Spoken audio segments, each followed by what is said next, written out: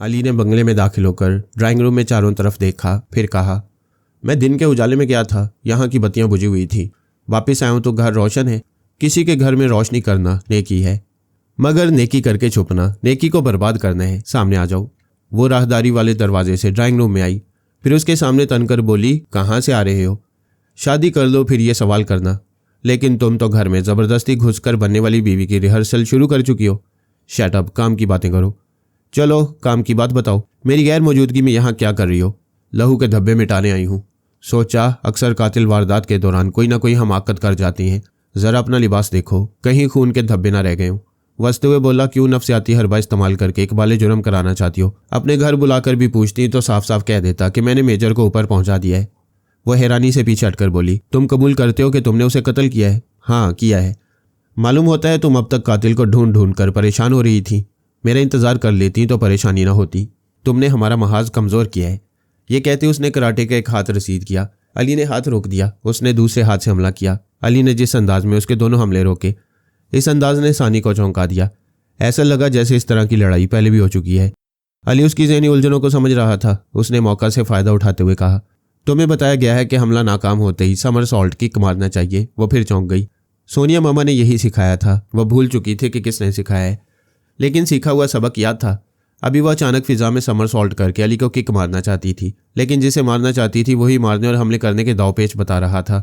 सानी ने फाइटिंग का अंदाज बदल लिया। वो उछल कर पीछे गई। वह जिम्नास्टिक के करतब दिखाती हुई हमले करना चाहती थी। उसी लम्हे अली ने कहा, हाँ अब तुम हा हप हप करती हुई फिजा में कलाबाजियाँ खाती हुई दाएं से बाएं जाओगी। तुम बिजली की तरह फुर्तेली हो। मेरी आंखें एक जगह तुम पर ठहर नहीं सकेंगी। ऐसे ही लम्हात में तुम्हारा हमला मुझ पर कामयाब रहेगा। वह जिम्नास्टिक के करतब क्या दिखाती, हैरानी से उसे देखने लगी। वो खला में तकता हुआ कह रहा था, फिर तुम जिम्नास्टिक के दौरान मेरे सर की बुलंदी से भी ऊंची कलाबाजी खाओगी, मेरे पीछे जाओगी। मैं पीछे पलट कर देखूंगा तो तुम्हारी लात मेरे मुंह पर पड़ेगी। वो यूं बोल रहा था जैसे माजी की कुछ बातें आप ही आप जुबान से अदा हो रही हूं। सानी ने उसकी ठोड़ी पर एक घोंसा रसीद किया। वो लड़खड़ाता हुआ पीछे जाकर सोफे पर बैठ गया। फिर चौंक कर बोला, मैं कहाँ था? मुझे क्या हो गया था? वो करीब आकर बोली, ये तुम क्या बुड़बुड़ा रहे थे? वह हैरानी से बोला, मैं क्या बुड़बुड़ा रहा था? तुम वही कहते जा रहे थे जो मैं सोचती जा रही थी। जितने दावपेच तुम पर इस्तेमाल करना चाहती थी उसे तुम इस्तेमाल से पहले ही बयान करते जा रहे थे। तुम मेरी फाइटिंग का स्टाइल कैसे जानते हो? वो सोफे से उठकर बोला, पता नहीं मैं क्या जानता हूँ और क्या नहीं जानता। मुझे ऐसा लग रहा था जैसे हम दोनों एक ही उस्ताद से फाइटिंग के नए अंदाज सीख रहे हैं और तुम जिम्नास्टिक के करतब दिखाती हुई बड़ी कामयाबी से हमले कर रही हो।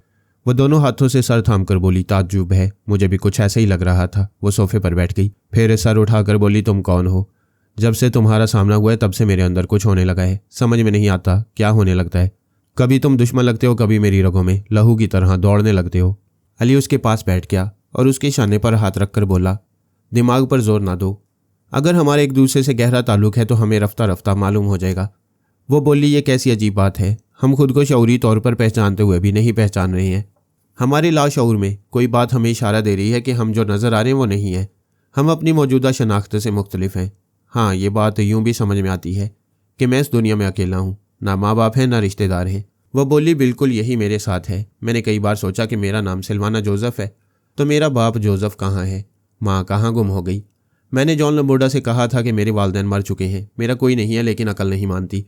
हमारा तुम्हारा कोई तो होना चाहिए। बेशक हमें दुनिया में लाने वाले कहीं ना कहीं होंगे। हम उनसे बिछड़ गए हैं। मेरी एक बात मानोगी? हाँ बोलो। पहले तो ये तस्लीम कर लो कि हमारी तुम्हारी असल शनाख्त कुछ और है। मैं तस्लीम करती हूँ। फिर अकल का तकाजा है कि जब तक हम अपनी सही शनाख्त नहीं पाएंगे एक दूसरे के दोस्त रहेंगे, ताकि दोस्ती के जरिए कुछ और हक़ाइक़ सामने आते रहें। दुरुस्त कहते हो। जब से एक दूसरे का सामना हुआ है तब से लाशऊर में छुपी हुई बातें हमें इशारा दे रही हैं। हम एक और वादा करें कि एक दूसरे को किसी तरह का नुकसान नहीं पहुंचाएंगे। वो बोली, मेरे अंदर खुद को पहचानने की शदीद बेचैनी पैदा हो गई है। मैं वादा करती हूँ कि तुम्हें कभी नुकसान। वो कहते कहते चौंक गई। उसे कुछ याद आया। वह नहीं कहती हुई उछल कर खड़ी हुई, फिर दौड़ती हुई वहाँ से कॉरिडोर की सिमत जाने लगी। अली ने उसके पीछे दौड़ते हुए पूछा, क्या हुआ, कहाँ जा रही हो? वो भागम भाग बंगले के मुख्तलिफ हिस्सों से गुजरती हुई किचन में आई। फिर कॉफ़ी के छोटे से डिब्बे को उठाकर उसे खोलते हुए खिड़की से बाहर फेंक दिया। अली ने आकर पूछा, ये क्या कर रही हो? वह एक गहरी सांस लेते हुए बोली, मैंने कॉफ़ी में साबी कमज़ोरी की दवा मिलाई थी। तुम्हारे दिमाग पर कब्जा जमाना चाहती थी। वो बोला, मेरे दिमाग पर हुक्मरानी करने से बाज क्यों आ गई? तुम्हारा दिमाग कमज़ोर होगा तो लंबोड़ा या जे मॉर्गन या कोई भी दुश्मन तुम्हें अपना मुतियो फरमा बरदार बना लेगा। फिर मैं तुम्हारे बगैर अपनी असली शनाख्त तक नहीं पहुंच पाऊंगी। शुक्रिया सिल्वाना। जब तक हमें सही मंजिल ना मिले तब तक हमारे दरमियान किसी दोस्त और दुश्मन को नहीं आना चाहिए और ना ही हमारी अधूरी शख्सियत के राज में किसी को शरीक होना चाहिए। मैं लम्बोर्डा और सुपर मास्टर से कभी तुम्हारा जिक्र नहीं करूंगी। तुम वादा करो मेरे मुल्क और मेरे सुपर मास्टर को नुकसान नहीं पहुंचाओगे। इस शर्त पर वादा करता हूं कि तुम्हारे मुल्क की तरफ से मुझे भी कभी नुकसान ना पहुंचे। तुमने मेजर को कत्ल करके हमारे आगे बढ़ने के अमल को रोक दिया है। क्या ही अच्छा होता कि तुम हमारी टीम में शामिल हो जाते। अभी तुमने ज़रा रसा कॉफ़ी पीने से मुझे बचाकर मेरा एतमाद, मेरा दिल जीत लिया है। मैं तुम्हारी टीम में आ जाऊंगा, लेकिन मेरी वही शर्त मान लो जो बयान कर चुका हूँ। कौन सी शर्त? शादी और इस दवाजी रिश्ता। उसने सर झुका लिया। आहिस्ता आहिस्ता चलती हुई किचन से बाहर आ गई। वो दोनों खामोशी से चलते रहे। बंगले से बाहर आ गए, फिर सामने वाले सानी के बंगले की तरफ जाने लगे। अली उसके साथ उसके दरवाजे तक आया, फिर बोला, तुम अच्छी तरह सोच समझ लो। मेरा ईमान है कि हमारा रिश्ता आसमानों पर लिखा जा चुका है। मेरा दिल भी यही कहता है, लेकिन हमें इस मामले में जल्दी नहीं करनी चाहिए। तुम्हारी तरह मैं भी दिल के फैसले को तस्लीम करती हूँ, लेकिन दिमाग पूछता है हम किन नामों से शादी करेंगे, हमारे असली नाम क्या हैं, हम किस मज़हब के मुताबिक निकाह पढ़वाएंगे।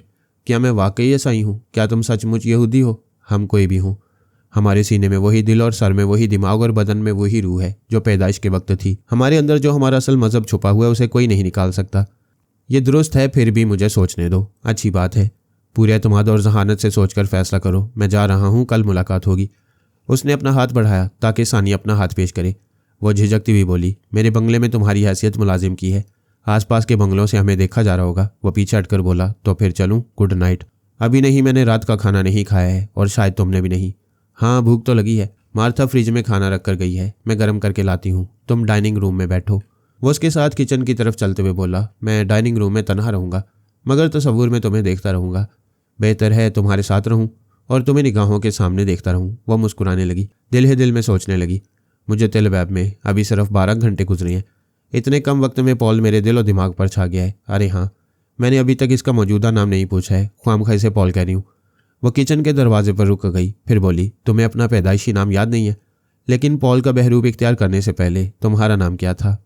वो खामोश रहा, उसकी आंखों में बड़ी गहराई से देखता रहा, फिर बोला, शायद तुम्हें मेरा वो नाम पसंद नहीं आएगा, तुम्हारे मजाज पर गरां गुजरेगा, लेकिन अब मैं तुमसे कुछ नहीं छुपाऊंगा।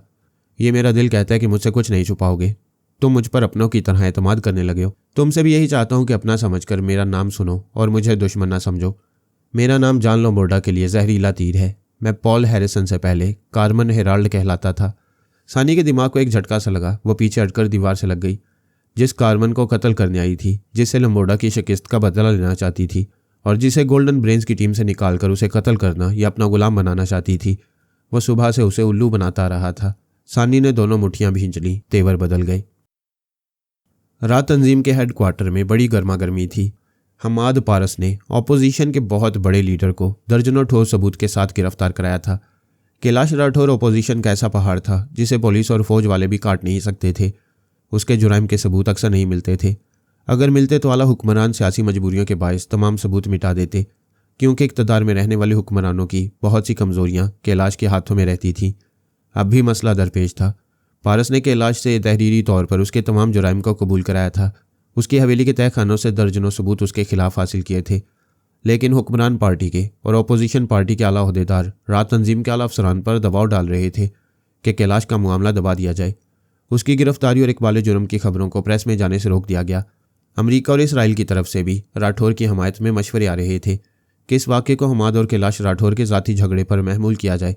जहाँ तक ये बात फैल चुकी है, वहाँ तक ये सरकारी वजाहत शाया की जाए कि कैलाश राठौर का मामला सियासी नहीं है। हमाद ने ज़ाती तौर पर इंतकाम लेने के लिए राठौर की हवेली पर हमला करके उसे भारी नुकसान पहुँचाया है। रात तंजीम से कहा जा रहा था कि वो अपने जासूस हमाद के खिलाफ ये चार्ज लगाए कि उसने अपने इख्तियारात से फ़ायदा उठाकर कैलाश राठौर से ज़ाती दुश्मनी निकाली है। उसे तंजीम से निकाला जाए ताकि उस पर मुकदमा कायम किया जा सके। दूसरी तरफ कैलाश को जेल में नहीं, एक बंगले में VIP यानी अहम मुअज़्ज़ज़ मेहमान बनाकर रखा गया। वो वहाँ गरज रहा था, अपनी गुलामी करने वाले कातलों और गुंडों से कह रहा था कि हमाद और उसकी साथी लड़की रमना को जिंदा पकड़कर उसकी हवेली के अकूबत खाने में पहुंचाया जाए। वो अपने हाथों से दोनों को अजियतें देकर मारना चाहता था। रात तंजीम की एक खुफिया मीटिंग में बड़े बड़े ओहदेदार बैठे हुए थे। देश पांडे ने कहा, मिनिस्टर की बीवी की शादी में 2000 मेहमान थे। उन्हें जहरीला खाना खिलाकर मौजूदा हुकूमत और वजीर खुराक को बदनाम किया जाने वाला था। ऐन वक्त पर हमाद ने कैलाश राठौर की इस कमीनगी का इंकशाफ किया। हमाद ने 2000 मेहमानों की जान बचाई। हमाद ने मेरी भतीजी को कैलाश राठौर के हाथों बेआबरू होने और कत्ल होने से बचाया। और इस नाकाबिले गिरफ्त मुजरिम को कई ठोस सबूत के साथ गिरफ्तार किया। ये कैसी अंधेर नगरी है कि उस काबिले फ़ख्र हमाद को मुजरिम ठहराकर असल मुजरिम राठौर को रिहा करने की बातें की जा रही हैं। क्या हम रात तंजीम के इतने ज़हीन और बाकमाल जासूस को राठौर पर कुर्बान कर देंगे? तंजीम के एक आला ओहदेदार ने कहा, ऐसा नहीं होना चाहिए, लेकिन हमारी हुकूमत और बैरूनी अहम ज़राए के मालिकान कैलाश की रिहाई के तकाजे कर रहे हैं। हम उस बैनुल-अक़वामी सतह के मुजरिम को ज़्यादा देर हिरासत में मौज़िज़ मेहमान बनाकर नहीं रख सकेंगे, उसे रिहा करना ही पड़ेगा। दूसरे ओहदेदार ने कहा, वैसे हम हमाद के खिलाफ कोई कार्रवाई होने नहीं देंगे, उस पर किसी तरह का मुकदमा कायम नहीं होने देंगे। उसने कैलाश जैसे दूसरे मुजरिमों पर भी रात तंजीम की दहशत तारी कर दी है। हमें हमाद पर फ़ख्र है। देश पांडे ने कहा, हम उसे हर तरह का तहफ़्फ़ुज़ फराहम करेंगे। इसके बावजूद कैलाश ज़ख्मी भेड़िया बन गया है। वो और उसके गुंडों की फ़ौज उसे जिंदा नहीं छोड़ेंगे। मेरी भतीजी रमना की इज्जत और ज़िंदगी खतरे में है। मिस्टर पांडे, हमारी तंजीम की हर जासूस की ज़िंदगी खतरे में रहा करती है। यह दुरुस्त है, लेकिन हम जासूस खतरात को समझकर उनका तोड़ करते हैं। हमाद भी राठौर के हमलों का तोड़ करेगा, मगर नतीजा क्या होगा? आज की तरह पुलिस, फ़ौज और रात तंजीम फिर राठौर को तहफ़्फ़ुज़ देगी। ऐसे में हमाद एक दिन कत्ल कर दिया जाएगा। मिस्टर पांडे, फिर आप बताएं हमें क्या करना चाहिए? हमें हमाद को सलामत रखकर उसे दूसरे महाज पर काम कराना चाहिए। वो पाकिस्तान से यहाँ ट्रेनिंग के लिए आया था। हम उसे तरबियत देने के बाद पाकिस्तान के खिलाफ इस्तेमाल करने वाले थे, लेकिन वो हमारी तरबियत के मियार से बहुत आगे है। अगर हम उसे एक अहम मिशन पर हिंदुस्तान से बाहर भेज दें तो वो और रमना दोनों ही राठौर की दुश्मनी से दूर हो जाएंगे। ये बहुत ही माकूल मशवरा है। फिलहाल हमाद और रमना को देश से बाहर भेज दिया जाएगा। दूसरे ओहदेदार ने कहा, अगली मीटिंग में फैसला किया जाएगा कि उन्हें किस मुल्क में किस मिशन के लिए भेजा जाए। पांडे ने कहा, यह फैसला करने में देर लगी तो राठौर के गुंडे अपना काम कर जाएंगे। मेरी गुजारिश है कि अभी फैसला किया जाए और आज ही रात को उन्हें यहाँ से रवाना किया जाए। एक ओहदेदार ने कहा, ऐसे कई मिशन हैं जिन्हें हमाद अपनी जहानत से पूरा कर सकता है। श्रीलंका में तमिलनाडु की बगावत अहम मसला है। कश्मीर में हुर्रियत पसंदों को ठंडा करना है। पाकिस्तान में अलहदगी पसंदों की तहरीक को मजबूत करना है। रूस की मदाखलत से पहले अफगानिस्तान हमारा बेहतरीन दोस्त था, लेकिन पिछले बरसों में पाकिस्तानी हुकूमत ने अफगानियों के दिल जीत लिए। हमें वहाँ पाकिस्तान की सियासी पोजीशन कमज़ोर करके फिर से अफगानियों को दोस्त बनाना है। एक और ओहदेदार ने कहा, रूस हमारा सरपरस्त था, मगर अब वो सुपर पावर नहीं रहा। इस मुल्क की कई रियासतें और कई महकूम ममालिक इससे नाता तोड़कर आज़ाद हो गए हैं। उज़्बेकिस्तान में इस्लामी निज़ाम कायम हो रहा है। हमें वहाँ अपनी तहजीब को भी दिलचस्प और पुरअसर बनाकर पेश करते रहना चाहिए। हमारे सैकड़ों हिंदू तलबा और तालिबात ताशकंद, बुखारा और समरकंद में हैं। कई हिंदू इंजीनियर, डॉक्टर और दूसरे हुनरमंद हैं। रूसी हुक्मरानों के दौर में वहाँ हिंदुस्तानी फिल्में कसीर तादाद में चलती रही हैं। वहाँ के लोग दिलीप कुमार, राज कपूर और नरगिस वगैरह की तस्वीरें अपने घरों में रखते हैं। लता मंगेशकर, मोहम्मद रफ़ी और किशोर कुमार वगैरह के गाने आज भी शौक से सुनते हैं। वहाँ हमारी तहजीब और सकाफ़त को जारी रखने के बहुत से ज़राए हैं। इससे पहले कि सख्त इस्लामी कवानीन नाफिज हों, वहाँ के अवाम को जदीद मौसीकी और नाच गानों का रसिया बना देना चाहिए। रा के सबसे बड़े आला ओहदेदार ने कहा, हम अपने पेश नज़र तमाम मसलों में उन मसलों को पहले अहमियत देते हैं जो मुसलमानों से ताल्लुक़ रखते हैं। पाकिस्तान के बाद अफ़गानिस्तान और उज़्बेकिस्तान हमारे हमसाया करीबी ममालिक हैं और आइंदा कभी हमारे लिए मुसीबत बनकर सर पर सवार हो सकती हैं। इससे पहले उन्हें कदमों में गिरा कर रखना चाहिए। हमाद मुसलमान है, क्यों ना उसे अफ़गानिस्तान भेज दिया जाए? देश पांडे ने कहा, मैं तायद करता हूँ। वहाँ हमाद के लिए ऐसी सहूलतें हों कि वह अफ़गानिस्तान से उज़्बेकिस्तान आता जाता रहे। तमाम ओहदेदार इस बात पर मुत्तफिक हो गए कि हमाद दोनों मुसलमान मुल्कों में भारतीय ज़ाइम की तकमील करेगा। इसके साथ ही यह फैसला किया गया कि अपने हुक्मरानों का हुक्म मानकर कैलाश को रिहा कर दिया जाए। जब पुलिस के एक आला अफसर ने राठौर के पास आकर कहा कि सर, ऊपर से ऑर्डर है कि आपको छोड़ दिया जाए, तो वह हकारत से उस पर थूकते हुए बोला, मैं तुम पर, तुम्हारी वर्दी पर और तुम्हारे कानून पर थूकता हूँ। माँ का दूध पिया है तो फिर मुझे गिरफ्तार करके दिखाओ। वो आला अफसर गुस्से से खोल रहा था और बर्दाश्त कर रहा था। ड्यूटी के मुताबिक वो रिहाई पाने वाले मौजूद शहरी पर हाथ नहीं उठा सकता था। अगर उठाने की हमाकत करता तो राठौर के आदमी उसका हाथ तोड़कर वर्दी से बाहर कर देते और कानून फिर भी कैलाश राठौर का कुछ ना बिगाड़ पाता। अफसर एक तरफ हट गया। वो फाते की शान से तेज तेज कदम उठाता हुआ बाहर जाने लगा। फिर जरा रुक गया, पसलियों पर हाथ रखकर कराहने लगा। उसकी पसली जख्मी थी। कैलाश नगर की हवेली में पारस से मुकाबला करने के दौरान उसे अपने ही एक गार्ड का चाकू लग गया था। गिरफ्तारी के बाद नज़रबंद रहने के दौरान एक सरकारी डॉक्टर उसकी मरहम पट्टी करना चाहता था। उसने डांट कर कहा था, खबरदार कोई सरकारी कुत्ता मुझे हाथ ना लगाए, मेरे खास डॉक्टर को यहाँ भेजा जाए। बाद में उसके खास डॉक्टर ने आकर उसकी मरहम पट्टी की थी। अब रिहाई के वक्त वही डॉक्टर और उसके खास सवारी इस्तकबाल के लिए खड़े हुए थे। वो बोला, डॉक्टर, मेरे जख्म से टीसें उठ रही हैं, तुम कैसे गधे हो, एक मामूली सा जख्म ठीक नहीं कर सकते? डॉक्टर ने बेबसी से आसपास खड़े हुए लोगों को देखा, फिर कहा, सर आप मेरी इंसल्ट ना करें, मामूली सा भी जख्म दवा लगाते ही भर नहीं जाता, कुछ वक्त लगता है। उसने डॉक्टर को एक तमांचा रसीद किया। हाथ उठाकर मारने के बायस फिर पसली के जख्म से टीसें उठने लगी। वह तकलीफ से कराहने लगा। उसके हवारियों ने उसे सहारा देकर कार की पिछली सीट पर बिठा दिया। वो कराहते हुए बोला, इस हरामखोर डॉक्टर को पकड़कर मेरे बंगले में ले चलो। मैं इसे हर महीने 10,000 देता हूँ और ये एक जख्म अच्छा नहीं कर सकता। अगर इस मर्तबा इसकी दवा से आराम ना आया तो मैं इसे गोली मार दूंगा। 2 हवारियों ने डॉक्टर को दूसरी कार में बिठा लिया। फिर वो कारवां शहर के एक बंगले की सिमत जाने लगा। राठौर ने पूछा, क्या हमाद को पकड़ के मेरे बंगले में पहुंचा दिया गया है? हजूर, हमारे 200 आदमी पूरे शहर में हमाद और रमना को तलाश कर रहे हैं। हमारे चालाक जासूस भी उनके पीछे पड़ गए हैं। थोड़ी देर में ज़रूर खुशखबरी मिलने वाली है। मैं अपने बेटे की खैरियत मालूम करने के लिए पहुंचा। इस वक्त उसे रात तंजीम की दूसरी मीटिंग में बुलाया गया था और उसे कहा जा रहा था कि आज रात को वो एक खुफिया फ्लाइट से रमना के साथ काबुल जाएगा। वहाँ 6 जासूस उसके मातहत रहेंगे और उसे हर तरह की सहूलतें फ्राहम करते रहेंगे। पारस ने कहा, मैं यहाँ से जाऊँगा तो मुझे भारतीय बाशिंदा समझकर वहाँ के लोग नागवारी जाहिर करेंगे। अगर पाकिस्तान के रास्ते जाऊँगा तो वो मुझे अखबारी रिपोर्टर समझकर इज्जत देंगे। अगर हमसे गलती भी हो गई और हम जासूस या तकरीबकार समझकर पकड़े गए तो हमारी जासूसी और तकरीबकारी का इल्ज़ाम पाकिस्तान पर आएगा। एक ओहदेदार ने कहा, बहुत उम्दा आइडिया है, अपनी प्लानिंग बताओ। मैं प्रेस रिपोर्टर बनकर जाऊँगा। रमना एक फिल्म डायरेक्टर की हैसियत से एक फिल्म यूनिट बनाकर अपने लोगों के साथ रहेगी। वहाँ किसी जगह हम दोनों अजनबियों की तरह मिलेंगे, फिर दोस्त बन जाएंगे। दूसरे ओहदेदार ने कहा, रमना यहाँ से एक फिल्म यूनिट बनाकर त्यारे के जरिए जाएगी। तुम दूसरे त्यारे से कश्मीर के शुमाल में जम्मू होते हुए एक खुफिया रास्ते से पाकिस्तान में दाखिल हो जाओगे। वहाँ हमारे एजेंट अपनी गाड़ियों के साथ मौजूद रहेंगे, तुम्हें पेशावर पहुँचा देंगे।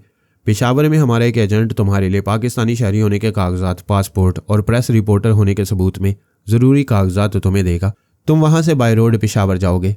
नए सफ़र की तैयारियों के सिलसिले में मशवरे हो रहे थे। मैं कैलाश राठौर के पास आया। वो अपने एक बंगले में पहुँच गया था। डॉक्टर से कह रहा था, मुझे ऐसी दवा दो कि मैं हमाद के यहाँ तक हाथ चलाने के काबिल हो जाऊँ। उसने मेरे हाथों में हथकड़ी पहनाई, मेरी हवेली में घुसकर मुझे जलील किया। मैं अपने हाथों से उसे तड़पा तड़पा कर मारूंगा। राठौर साहब, मैं कोशिश कर रहा हूँ। मैं कोशिश की बात नहीं सुनता, अपने मुकद्दर में सिर्फ कामयाबी देखता हूँ। तुमने कामयाब इलाज ना किया तो मेरे आदमी तुम्हें जूते मारते हुए बाजारों में ले जाएंगे। मैंने डॉक्टर की सोच पड़ी। वह दिल ही दिल में कैलाश राठौर को गालियां दे रहा था और सोच रहा था, दुनिया का कोई डॉक्टर इसे 1 घंटे 2 घंटे में किसी दुश्मन पर हाथ चलाने के काबिल नहीं बना सकेगा और सज़ा के तौर पर उसके आदमी मुझे सरेआम जूते मारेंगे। मैं ये बेइज्जती बर्दाश्त नहीं करूँगा। डॉक्टर ये देखता आया था कि राठौर कैसा खर दिमाग है। फिर हमाद की तरफ से मिलने वाली बेइज्जती ने उसे ज़ख्मी दरिंदा बना दिया था। वैसे वक्त अपने मातहतों की भी कोई गलती बर्दाश्त नहीं करता था। डॉक्टर बहुत पहले से उसका जानी दुश्मन था। वो एक लेडी डॉक्टर से मोहब्बत करता था, उससे शादी करना चाहता था, लेकिन शादी से पहले कैलाश राठौर को वो लेडी डॉक्टर पसंद आ गई थी। उसके आदमियों ने उसे अगवा करके कैलाश नगर की कोठी में पहुंचा दिया था। डॉक्टर ने उसकी मिन्नत और समाजत की, उसके पैरों पर गिर गया, लेकिन उस पर कोई असर न हुआ। जबकि उसके सामने रोता गिड़गिड़ाता था तो उसे बहुत खुशी महसूस होती थी। उसके जालिमाना मजाज को ऐसा सुकून, ऐसी राहत मिलती थी जैसे सारे जहान की मुसरतें समेट रहा हो। जब वो लेडी डॉक्टर हवेली से बाहर आई तो बुरी तरह नोची खसूटी हुई थी, तकरीबन नीम मुर्दा हो चुकी थी। डॉक्टर ने उसे घर पहुंचाया। इसके 1 घंटे बाद इतला मिली कि लेडी डॉक्टर ने खुद को जहरीला इंजेक्शन लगाकर अपनी जान दे दी है। डॉक्टर ने चोर नज़रों से कैलाश राठौर को देखा, फिर सिरिंज में जहरीली दवा भरने लगा। अब अपनी महबूबा की मौत का इंतकाम लेने का वक्त आ गया था। जिस तरह महबूबा ने बेआबरू होकर बेइज्जती उठाकर खुदकुशी की थी, आज उसी तरह डॉक्टर सरेआम जूते खाकर बेइज्जत नहीं होना चाहता था। बाद में जलील और शर्मसार होकर मरने से बेहतर यही है कि कैलाश को ख़त्म करके अपनी जान दे दे। कैलाश राठौर अपने बिस्तर पर नीम दराज था। डॉक्टर ने उसकी आस्तीन उठाते हुए कहा, मैं जूद असर इंजेक्शन दे रहा हूँ। सिर्फ 10 मिनट के अंदर जख्म से उठने वाली टीसें हमेशा के लिए ख़त्म हो जाएंगी। उसने बाजू में सुई पेवस्त की, सिरिंज की दवा उसके जिस्म में मुंतकिल करके सुई बाहर निकाली। फिर कहा, मैंने ये इंजेक्शन लगाने से पहले 2 जहरीली गोलियां खाई हैं। वो ताज्जुब से बोला, क्या कह रहे हो? क्या सचमुच तुमने ऐसा किया है? वह लड़खड़ा कर उसके पास फर्श पर गिर पड़ा। राठौर का एक मुसल्ला बॉडीगार्ड उसे उठाने के लिए झुका। वो खुद ही उठते हुए बोला, हट जाओ, मुझे हाथ ना लगाओ। वो फिर लड़खड़ाते हुए राठौर के करीब आया और बोला, सुनो, तुमने मेरी मंगेतर की इज्जत लूटी थी। उसने जो जहरीला इंजेक्शन खुद को लगा दिया था वही इंजेक्शन मैंने अभी तुम्हें लगाया है। नहीं, वो चीख मारकर बिस्तर से उठा। डॉक्टर ने उसके मुंह पर तमाचा मारते हुए कहा, तू इसी तरह मोअज़्ज़ज़ डॉक्टरों और आला अफसरों को थप्पड़ मारता है और उनके मुंह पर थूकता है। ये कहते उसने राठौर के मुंह पर थूक दिया। उसका बॉडीगार्ड डॉक्टर को मारने के लिए आगे बढ़ा। इससे पहले ही वो फर्श पर गिरकर ठंडा हो गया। कैलाश राठौर बिस्तर से उठकर चीखते हुए बोला, मुझे फ़ौरन हस्पताल ले चलो। इस कुत्ते ने मुझे जहरीला इंजेक्शन लगाया है। मैं मरना नहीं चाहता, मुझे फ़ौरन हस्पताल। वो तेज़ी से बाहर जाते जाते तकलीफ़ की शिद्दत से गिर पड़ा। उसके हवारियों ने उसे सहारा देकर उठाया। मैं उसके अंदर की हालत समझ रहा था। वो 2 घंटे का मेहमान था, अस्पताल तक पहुंचाया नहीं जा सकता था। मैंने पूछा, सियासी कुत्ते, आखिरी लम्हात में तेरी ताकत जा रही है, अब फिरौन बनकर दिखा। वो परेशान हो रहा था कि उसके अंदर ये आवाज़ कैसी है। क्या आखिरी वक्त? पछतावा बोल रहा है? नहीं नहीं, ये आखिरी वक्त नहीं है, मैं भला कैसे मर सकता हूँ? मैं बेताज और बेतख्त का बादशाह हूँ। अभी मेरे जीने, हुक्मरानी करने और अय्याशी करने के दिन है। ये सोचते सोचते उसने एक हिचकी ली। वो आखिरी हिचकी थी। इसके साथ ही वो हमेशा के लिए साकित हो गया। पाकिस्तान में रात तंजीम और यहूदियों की मूसाद तंजीम से ताल्लुक़ रखने वाले जितने बेज़मीर मुसलमान थे, मैंने उनके मुतल्लिक तफसील से यहाँ के ईमानदार और फ़र्ज शनास अफसरों और ओहदेदारों को बता दिया था। उनसे कह दिया था कि कुछ रोज़ के लिए पाकिस्तान से बाहर जा रहा हूँ। वो उन वतन दुश्मन अनासिर पर सिर्फ नज़र रखें, उनके ज़रिए गैर मुल्की एजेंटों को गिरफ्तार करते रहें। मैं बहुत जल्द फिर पाकिस्तान आऊँगा। मैंने मुतल्लिका ओहदेदारों के ज़रिए अपने और पारस के लिए नए शनाख्ती कार्ड्स, पासपोर्ट्स और प्रेस रिपोर्टर्स की हैसियत से ज़रूरी कागजात चंद घंटों में बनवा लिए।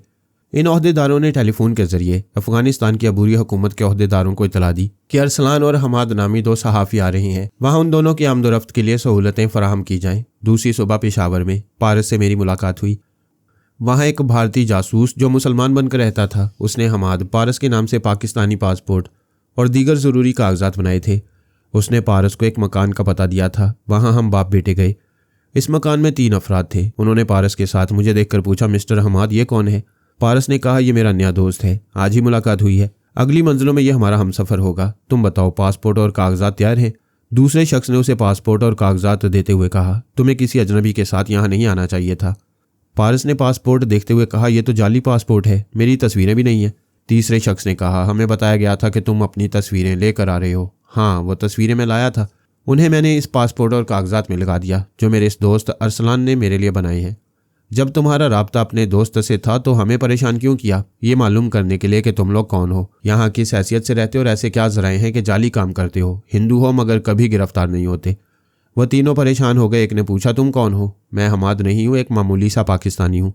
आप बताओ, जेल जाओगे या यहीं मरना पसंद करोगे? एक ने फ़ौरन ही पिस्तौल निकाल लिया। फिर कहा, तुम हमारे खिलाफ कोई जुर्म साबित नहीं कर सकोगे। मैंने कहा, तुम्हारा इस्लामी नाम तो राब खान है और पैदाइशी हिंदू नाम रघुवीर है। वह चौंक कर मुझे देखने लगा। मैंने बाकी दोनों अशखास के भी असल और फर्जी नाम बताए। फिर कहा, तुम लोग एक नाकाम सियासतदान के रिश्तेदार बनकर यहाँ रहते हो। वह सियासतदान अपने खेतों से तैयार होने वाली चरस और हेरोइन तुम्हारे ताउन से हिंदुस्तान भेजता है और इसके एवज़ तुम्हें यहाँ तहफ़्फ़ुज़ देता है। एक ने ढिठाई से कहा, तुम अगरचे बहुत गहरे हो, हमारे बारे में बहुत कुछ जानते हो, इसके बावजूद हमारा कुछ नहीं बिगाड़ सकोगे। दूसरे ने पिस्तौल से निशाना लेते हुए कहा, इसकी 2 गोलियां तुम दोनों की जुबानें हमेशा के लिए बंद कर देंगी। उसने बात खत्म करते अपने पिस्तौल को मेरी तरफ उछाल दिया। मैंने उसे कैच करके तीनों को निशाने पर रखा। एक ने पिस्तौल फेंकने वाले साथी से गुस्से में कहा, ये क्या बेवकूफ़ी की है तुमने? वो परेशान होकर बोला, मैंने बेख्तियार ऐसा किया है, मेरी समझ में नहीं आता मेरे दिमाग को क्या हो गया है। मैंने कहा, तुम्हारा दिमाग हमारे मुल्क को कमज़ोर बनाने के लिए हवा में उड़ रहा था, अब तुम इस ज़मीन से उड़ जाओ। ये कहते ही मैंने उसे गोली मार दी। वो दोनों अपने साथी को दम तोड़ते देखकर सहम गए थे, पीछे हटकर दीवार से लग गए थे। पारस ने कहा, तुम लोगों के खिलाफ वाकई कोई सबूत नहीं है, तुम पक्के पाकिस्तानी बने हुए हो, कानूनी गिरफ्त में नहीं आओगे और वो तुम्हारा सियासतदान भी तुम्हें कभी गिरफ्तार नहीं होने देगा, किसी न किसी दावपेच से बचा लेगा। इन हालात में हम तुम्हारे जैसे आस्तीन के सांपों को फ़ौरन ही कुचल देते हैं। मैंने कहा, तुम्हें यहाँ से जाने का ज़रा भी मौका मिलेगा तो तुम रात तंजीम को हमाद की असलियत बता दोगे और ऐसा नहीं होना चाहिए। मैंने दोनों को जहन्नुम की तरफ रवाना कर दिया। ख्याल ख्वानी के जरिए आईजी को सियासतदान का नाम बताया। जिन जराए से चरस और हेरोइन स्मगल होती थी उनकी तफसीलात बताई। फिर कहा, अब आप अपने तौर पर इसे कानूनी गिरफ्त मिले, मैं जा रहा हूँ, इंशाल्लाह जल्द ही वापस आऊँगा। हम वहाँ से रवाना हो गए। पारस ने कहा, पापा अब मज़ा आएगा, आप पश्तो और फ़ारसी नहीं जानते हैं और अफ़गानिस्तान में यही 2 ज़ुबानें ज़्यादा बोली जाती हैं। अंग्रेज़ी कोई कोई जानता है, ऐसे में आपकी टेलीपैथी काम नहीं आएगी। बेटे अफ़गानी बाशिंदे अपने रवायती लिबास और रख रखाव के बायस नाख्वानदा और पसमानदा दिखाई देते हैं, वरना रूस जैसे सुपर पावर को शिकस्त देने वाले और मगरबी ममालिक से रब्ता रखने वाले अफ़गान मुजाहिदीन अंग्रेज़ी समझते भी हैं और बोलते भी हैं। फिर यह कि मैं वहाँ काम नहीं करूँगा, तुम्हारी मम्मा रसवंती उज़्बेकिस्तान में है, मैं उधर निकल जाऊँगा। इस वक्त अफ़गानिस्तान में ऐसे अफ़गान बाशिंदों की भी तादाद खासी थी जो उर्दू समझने और बोलने लगे थे, क्योंकि ये अफ़गानी 14 बरस तक हमारे मेहमान रह चुके हैं। माजी में हिंदुस्तान से इनके ताल्लुकात गहरे थे, इस तरह वो आज भी हिंदी उर्दू समझ लेते थे। हर पाकिस्तानी का फ़र्ज़ है कि वह अफ़गानिस्तान की तारीख को पढ़े और उसके मौजूदा हालात को समझने की कोशिश करता रहे, क्योंकि इस पड़ोसी मुल्क में जो अच्छा या बुरा होगा उसका असर पाकिस्तान पर होता रहेगा। जिन दिनों रूस ने अफ़गानिस्तान पर कब्जा जमाया था उन दिनों यह खतरा दरपेश था कि रूस इसके बाद पाकिस्तान पर चढ़ दौड़ेगा। ऐसे आजमाइशी दौर में पाकिस्तान ने 30 लाख अफ़गानी औरतों, बच्चों और बूढ़ों को पनाह और तहफ़्फ़ुज़ देकर अफ़गान मुजाहिदीन को बेफिक्री से जंग लड़ने और जीतने का मौका दिया। उन्हें यह सदमा उठाने नहीं दिया कि उनकी औरतें, बच्चे और बुजुर्ग मारे जाएंगे। आज वह जंग जीतकर अपने खानदानी अफराद को सही सलामत अपने मुल्क वापस ले जा रही हैं। लेकिन अभी खतरात बाकी हैं। जब तक अफगान मुजाहिदीन के मुख्तलिफ गिरोह आपस में इक़्तिदार के लिए लड़ते रहेंगे, उनकी औरतों को फिर वही जानो माल, इज्जत और आबरू के लुट जाने का खतरा रहेगा जो रूसी तसल्लुत के दौर में था। और यूं अफगान मुहाजिरीन अब भी वापस जाने में तामुल और ताखीर करेंगे और हमारी मैशत के लिए बदस्तूर मसला बने रहेंगे। मैं अपनी दास्तान में सियासत और तारीख पेश करना नहीं चाहता, लेकिन आगे चलकर जो दिलचस्प और तजस्सुस अंगेज वाक़यात आप पढ़ने वाले हैं, उन्हें पेश करने से पहले ज़रूरी है कि आप ये मालूम कर लें कि वहाँ आपस में लड़ाइयाँ क्यों हो रही हैं। ऐसी लड़ाइयाँ हर मुल्क के अंदर होती हैं, हमारे पाकिस्तान में भी जारी हैं। यानी ज़ुबान और कौमियत का झगड़ा, अपनी नस्ली और कबायली बरतरी जताने की जिद।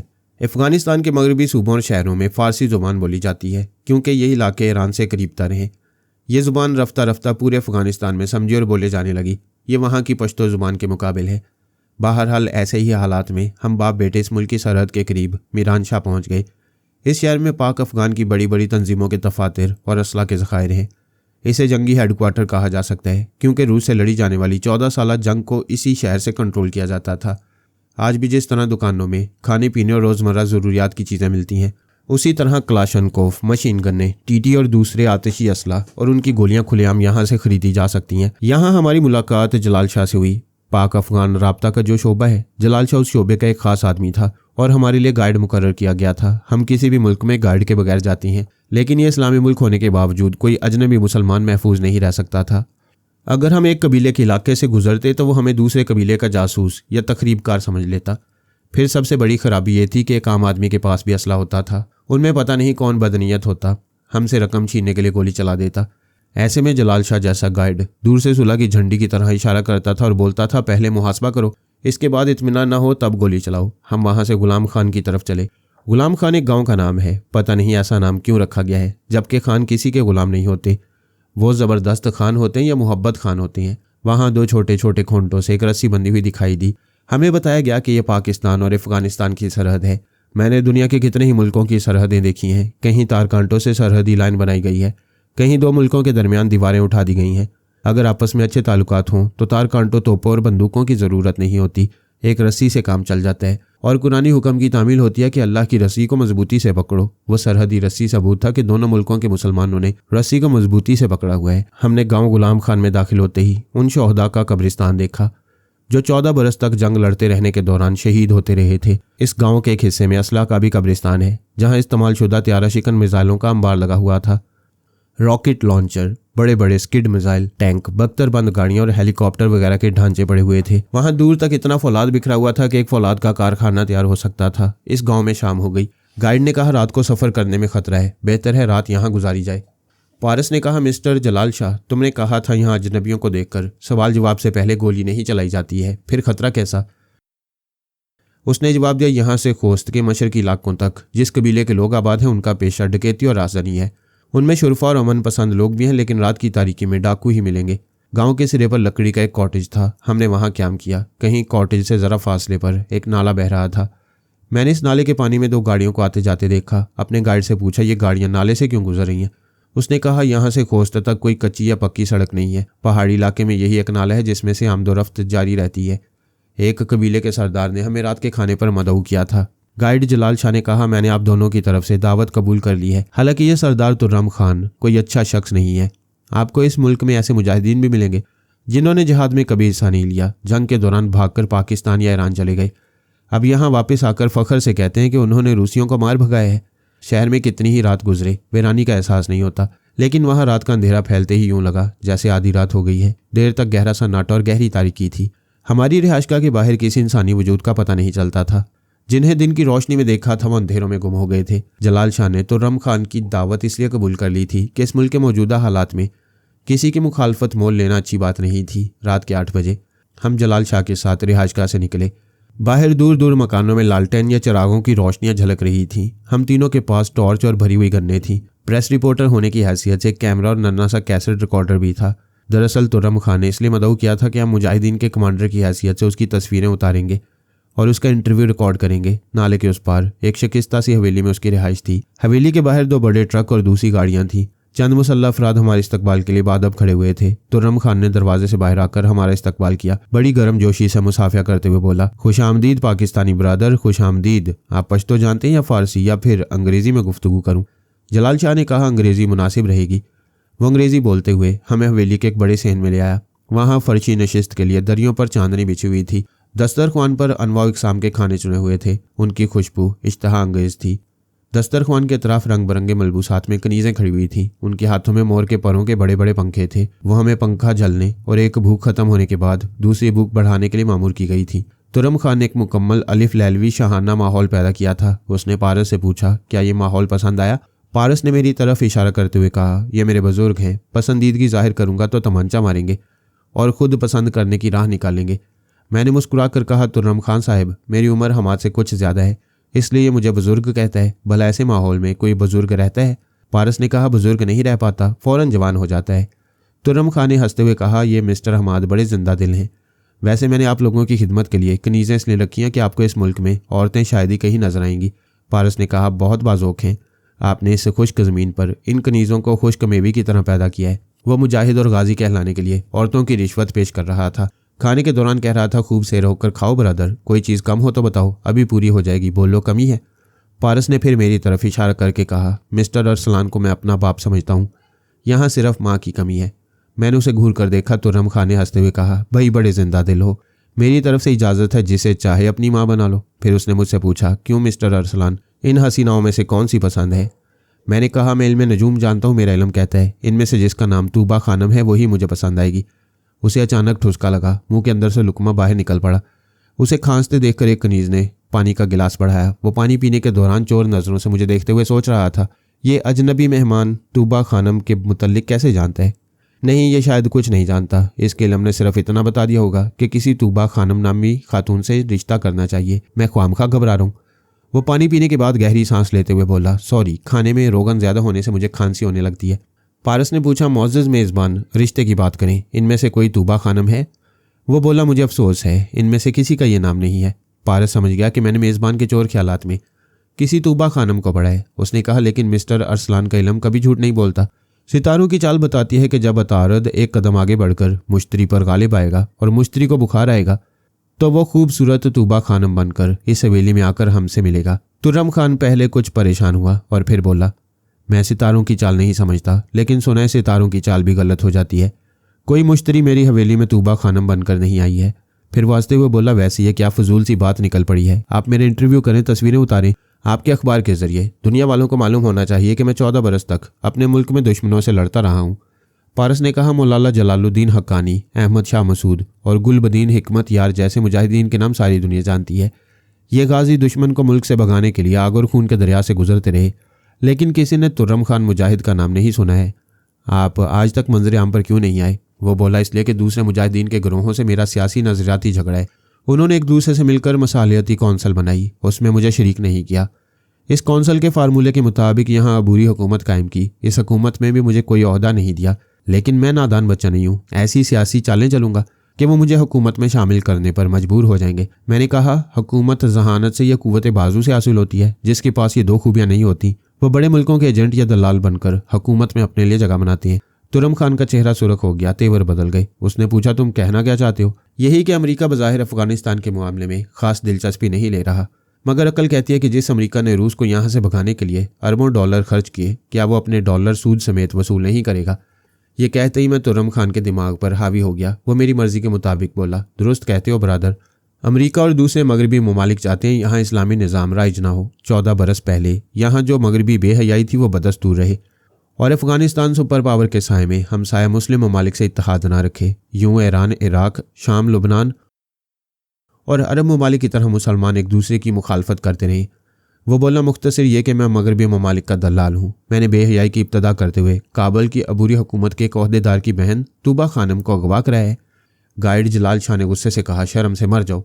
तुम्हारे ही कबीले का वह मुजाहिद मन्नान कूची कितना अजीम और गैरतमंद था। इसका नाम सुनकर रूसी सिपाही खौफजदा होते थे। उसका निशाना कभी खता नहीं होता था। उसने स्टिंगर मिसाइल से तनहा 17 रूसी तैयारे गिराए थे और तुम अपने ही हम वतनों को मगरबी मुल्कों की झोली में गिराने आए हो। मैंने उसके दिमाग को ढील दी। वो परेशान होकर बोला, पता नहीं अभी मैं क्या बकवास कर रहा था। पारस ने कहा, बकवास नहीं कर रहे थे, तुमने एक मुजाहिद की बहन तूबा खानम को अगवा कराया है, बताओ उसे कहाँ छुपाया है? वो गुस्से से बोला, मैं अब तक मेहमान समझकर लिहाज कर रहा हूँ और तुम लोग मुझे अगवा का मुजरिम बना रहे हो। अपने चारों तरफ देखो, मेरे मुसल्ला गार्ड्स एक इशारे पर तुम तीनों को छलनी कर देंगे। मैंने उसकी ज़ुबान से उसके एक गार्ड को मुखातिब किया जो अंग्रेज़ी जानता था। उसने अलर्ट होकर कहा, यस मास्टर। मैं उस गार्ड के अंदर पहुंच गया। उसने फ़ौरन ही अपनी गन सीधी की और तड़ातड़ फायरिंग शुरू कर दी। कितने ही मुसल्लह गार्ड्स निशाना बनते हुए गिरने लगे। कुछ वहां से भागकर सतूनों के पीछे छुपने लगे, क्योंकि वो आका के हुक्म के बगैर जवाबी फायरिंग नहीं कर सकते थे। कनीज़ें चीखती चिल्लाती छुपने की कोशिश में गिरती पड़ती भागी जा रही थी। चंद सेकंड में 6 लाशें गिर चुकी थीं। मैं नहीं चाहता था कि गार्ड जलाल शाह को मेरी ख्याल ख्वानी का इल्म हो। मैंने फायरिंग करने वाले गार्ड की गन का रुख तुर्रम खान की तरफ फेर कर उसकी जुबान से कहा, मास्टर, तुम मास्टर नहीं बेगैरत दलाल हो। देखो मैंने एक बरस्ट में तुम्हारे कितने आदमियों को जहन्नुम में पहुंचाया है। क्या तुम भी वहां जाना चाहते हो? वो सहम कर बोला, गुल अहमद, ये तुम्हें क्या हो गया है? तुम तो मेरे अपने हो, मेरे दस्ते रास्त, मेरे राजदार हो तुम। गुल अहमद ने बात काट कर कहा, अब मैं तुम्हारा कोई नहीं हूँ। मेरा ज़मीर बेदार हो गया है। चलो उठो और तूबा खानम को मेहमानों के हवाले कर दो। वो बेबसी से इधर उधर देखने लगा। मैं जानता था वो सतूनों के पीछे छुपने वाले मुहाफिजों को गुल अहमद पर फायरिंग करने का हुक्म देगा। मैंने उसकी जुबान से मुहाफिजों को डांट कर कहा, गधों की तरह मुंह तक रहे हो, हथियार फेंक दो वरना गुल अहमद मुझे गोली मार देगा। उन्होंने हुक्म सुनते ही हथियार फेंक दिए। गाइड जलाल शाह ने गुल अहमद के पास आकर उसके शाने को थपक कर कहा, शाबाश, तुम गैरतमंद और मुहिब वतन हो। तुरम खान को उधर ले चलो जहां तूबा खानम को कैद किया है। गुल अहमद पहले तो हैरान हुआ था कि अचानक गैरतमंद कैसे बन गया, लेकिन जब अपने हाथों से मरने वाले 6 मुहाफिजों को मरते देखा और अपने आका के गजबनाक होने और सजाए मौत पाने का ख्याल आया तो उसने हराम मौत मरने के मुकाबले में बदस्तूर गैरतमंद और बाज़मीर रहने का फैसला कर लिया। उसने कहा, मैं जानता हूँ उस बेचारी को हवेली के पीछे एक कमरे में बंद किया गया है। उस कमरे की चाबी इस बेगैरत के पास है। उसने तुरम खान को निशाने पर रखकर हुक्म दिया, चलो। वो आगे आगे चलते हुए बोला, मेरे सियासी मंसूबों को खाक में न मिलाओ। मैं तूबा खानम को यरगमाल बनाकर मुजाहिदीन के 2 गिरोहों को अपने काबू में कर सकता हूँ। वो दोनों गिरोह मुझे इक़्तिदार में शामिल करने पर मजबूर हो जाएंगे। पारस ने पूछा, 2 गिरोह कैसे मजबूर हो जाएंगे? एक तो इसलिए कि ये खातून एक ओहदेदार की बहन है।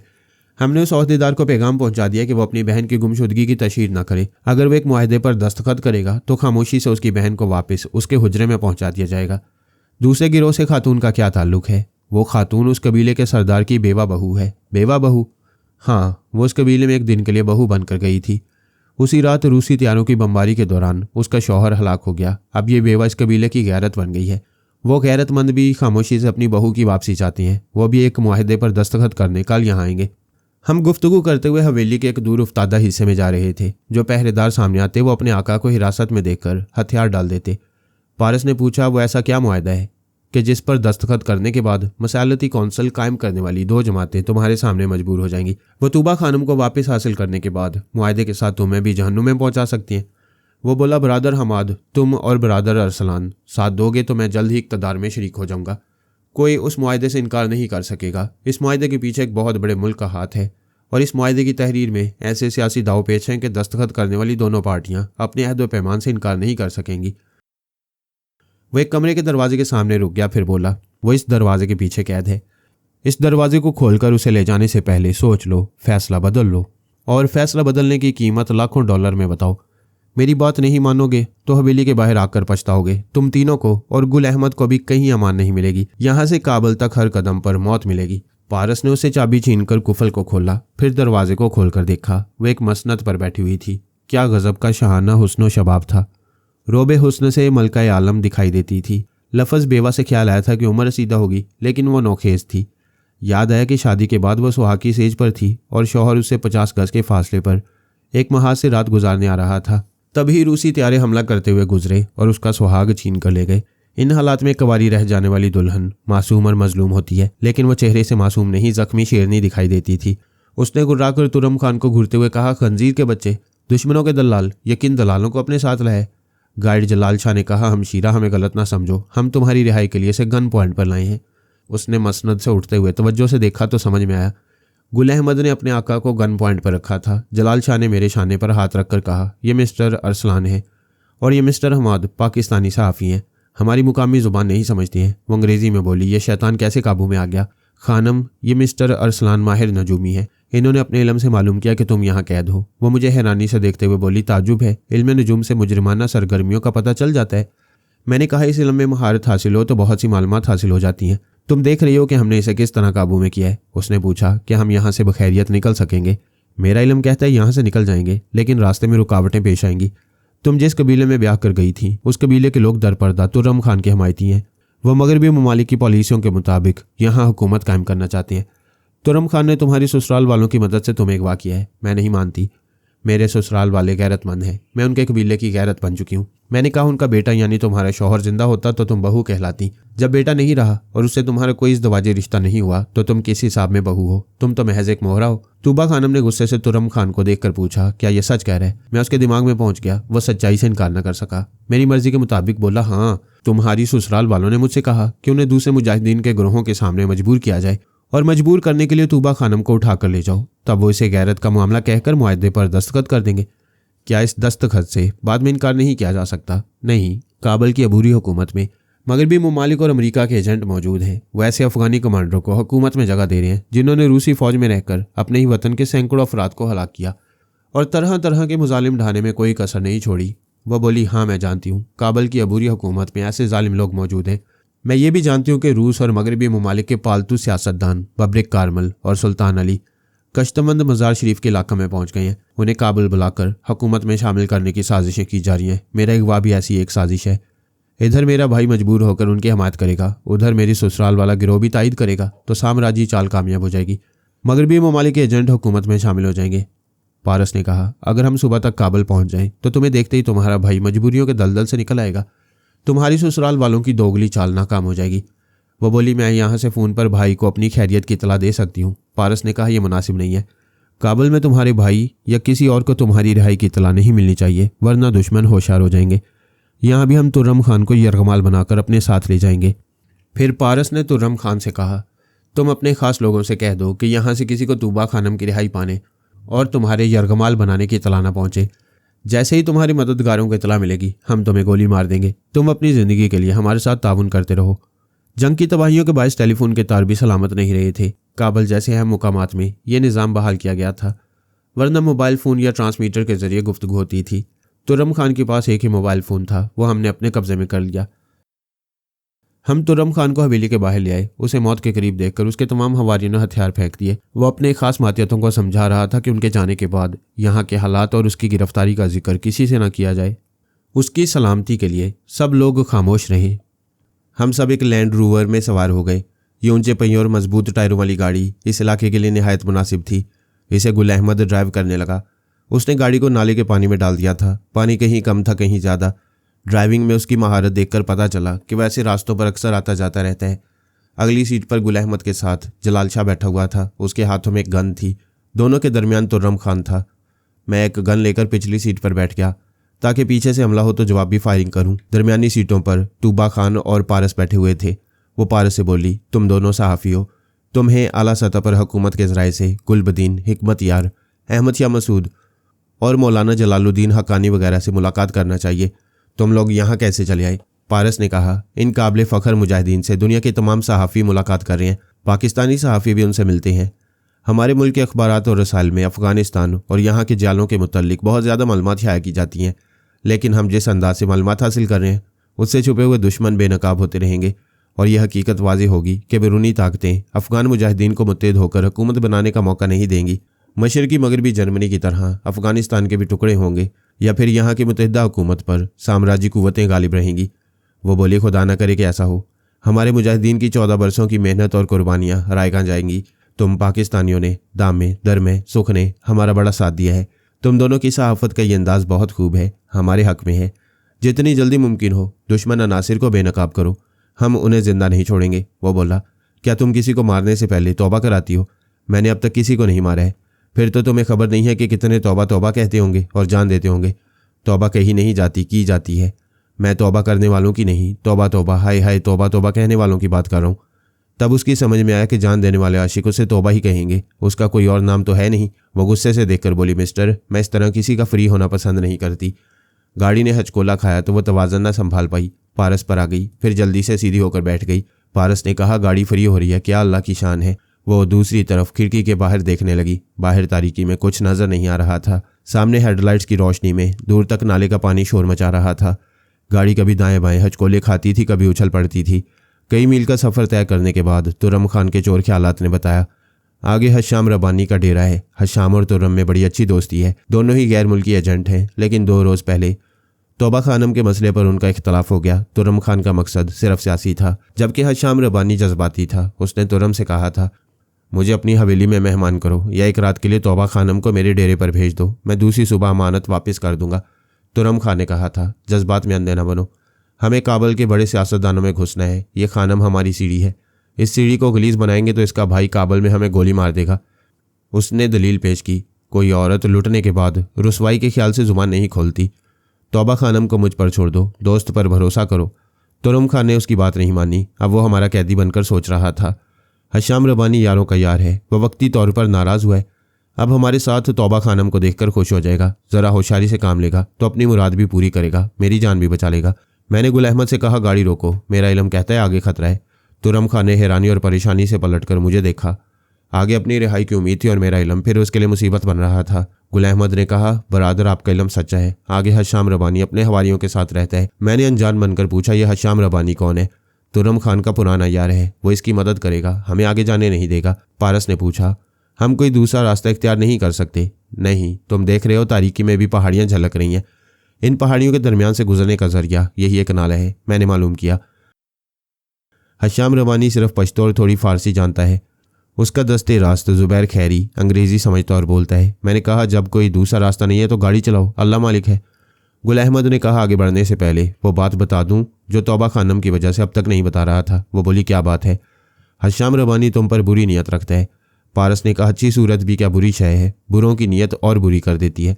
वो बोली, ये तुम अपनी ज़ुबान में क्या बोल रहे हो? पारस ने अंग्रेज़ी में समझाया, beauty sometimes becomes bad for bad peoples to play bad intentions. वो चिढ़कर बोली, आगे मौत खड़ी है और तुम फजूल बातें कर रहे हो। फजूल बातें इस तरह दुरुस्त हो सकती हैं कि अच्छी सूरत भी क्या बुरी शय है, जब भी लाती है मौत लाती है। वो पारस से मुंह फेर कर गुल अहमद से बोली, क्या हशाम ने मुझे देखा है? बदनीयत का देखना ज़रूरी नहीं है, वो तारीफ सुनकर आशिक हो जाता है। मुझे असला दो, खुद पर आंच आने से पहले उसे मार डालूंगी। मैंने पिछली सीट से एक टीटी गन उठाकर उसे दे दी। गाड़ी आगे चल पड़ी।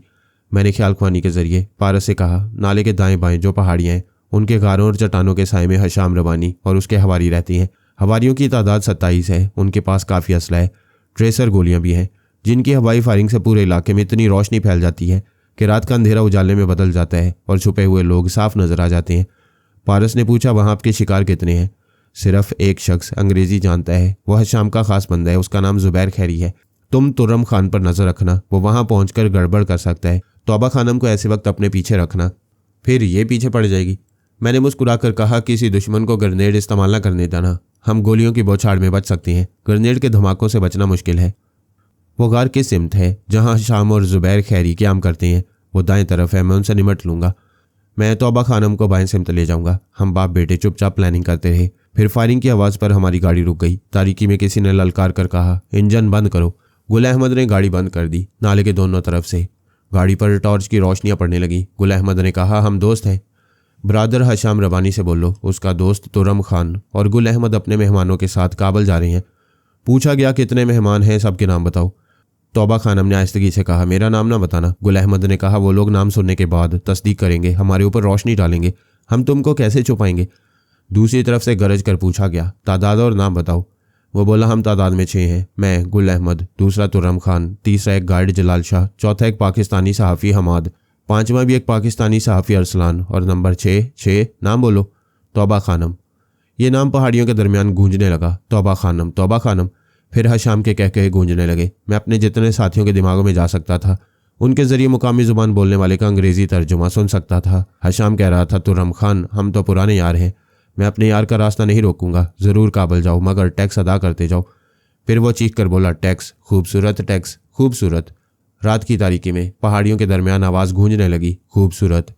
तौबा खानम जान पर खेल जाने के लिए तन गई थी। अपने हथियार को मजबूती से जकड़ लिया था। पारस ने आहिस्तगी से कहा, जोश में आओगी तो होश में नहीं रहोगी, मेरी हदायत पर अमल करती रहो, तो मैं तुम्हारी इज्जत पर आंच नहीं आने दूंगा। गुल अहमद की सोच ने बताया कि जुबैर खैरी बोल रहा है। उसने मेरी मर्जी के मुताबिक कहा, बरादर खैरी, हमारे मेहमान हमारी ज़ुबान नहीं समझते हैं, इनसे फिरंगी ज़ुबान में बोलो, ये भी तुमसे कुछ कहना चाहते हैं। वो अंग्रेज़ी में बोला, हम मेहमानों को खुश आमदीद कहते हैं और उन्हें यकीन दिलाते हैं कि आका हशाम रबानी अपना टैक्स वसूल करने के बाद बखैरियत जाने की इजाज़त दे देगा। अब वो फ़ौरन गाड़ी से निकल आओ। मैंने ख्याल ख्वानी के ज़रिए पारस से कहा, प्लानिंग बदल लो, वो लोग हमें बुला रहे हैं, तौबा खानम को ले चलो। उनके पूरे अड्डे को देखने के बाद हम सही कार्रवाई कर सकेंगे। हम अपनी अपनी तरफ के दरवाजे खोलकर गाड़ी से निकलने लगे। वो बोली, मैं खाली हाथ नहीं जाऊंगी, इस शैतान को अपने हाथ से गोली मारूंगी। पारस ने कहा, कल से काम लो, बहस का वक्त नहीं। हथियार छोड़कर फौरन बाहर आओ। अब हम पर और ज्यादा टॉर्चों की रोशनियां पड़ने लगी। वो रोशनियां हमारे नाले के दाएं सिमत रहनुमाई कर रही थीं, जहां पत्थरों को काटकर नाले से ऊपर आने के लिए सीढ़ियां बनाई गई थीं। इस दौरान जनरेटर चलाया गया, जिससे आसपास की पहाड़ियों में कितने ही बल्ब रोशन हो गए। दूर तक हर शख्स वाज़ेह तौर पर नजर आने लगा। हमसे कुछ दूर कार के धाने के पास हशाम और खैरी खड़े हुए थे। उधर तुर्रम खान को हमसे कोई खतरा नहीं रहा था, क्योंकि हम सब निहत्ते हो गए थे। वह हशाम रबानी की तरफ दोनों बाजू फैलाकर बढ़ते हुए बोला, यार हशाम, तुम्हें नाराज करने के बाद सोचा कि एक दोशीज़ा के लिए यारी खराब नहीं करना चाहिए। हशाम ने ठाई की आवाज़ के साथ गोली चलाई। गोली तुर्रम खान की टांगों में लगी। वो ज़मीन पर गिर पड़ा, तकलीफ से कराहने लगा। हशाम ने कहा, दोस्त से दुश्मन बनने वाला मेरे सामने चलकर नहीं ज़मीन पर घसीट कर आता है। वह ज़मीन पर घसीट कर उसकी तरफ जाते हुए बोला, मैं दुश्मन नहीं हूँ, तुम्हारे पास तौबा खानम को पेश करने आ रहा था, मगर इन पाकिस्तानियों ने मुझे।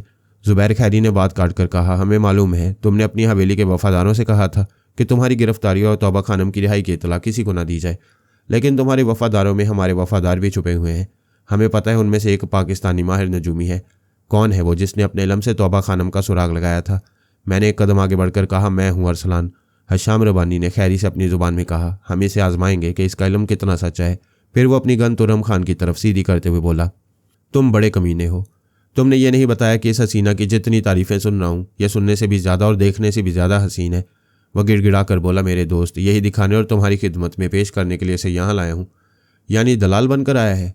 तुम कुछ भी समझ लो, मैं तुम्हारा वफादार दोस्त हूँ, लेकिन मैं वफादार नहीं हूँ।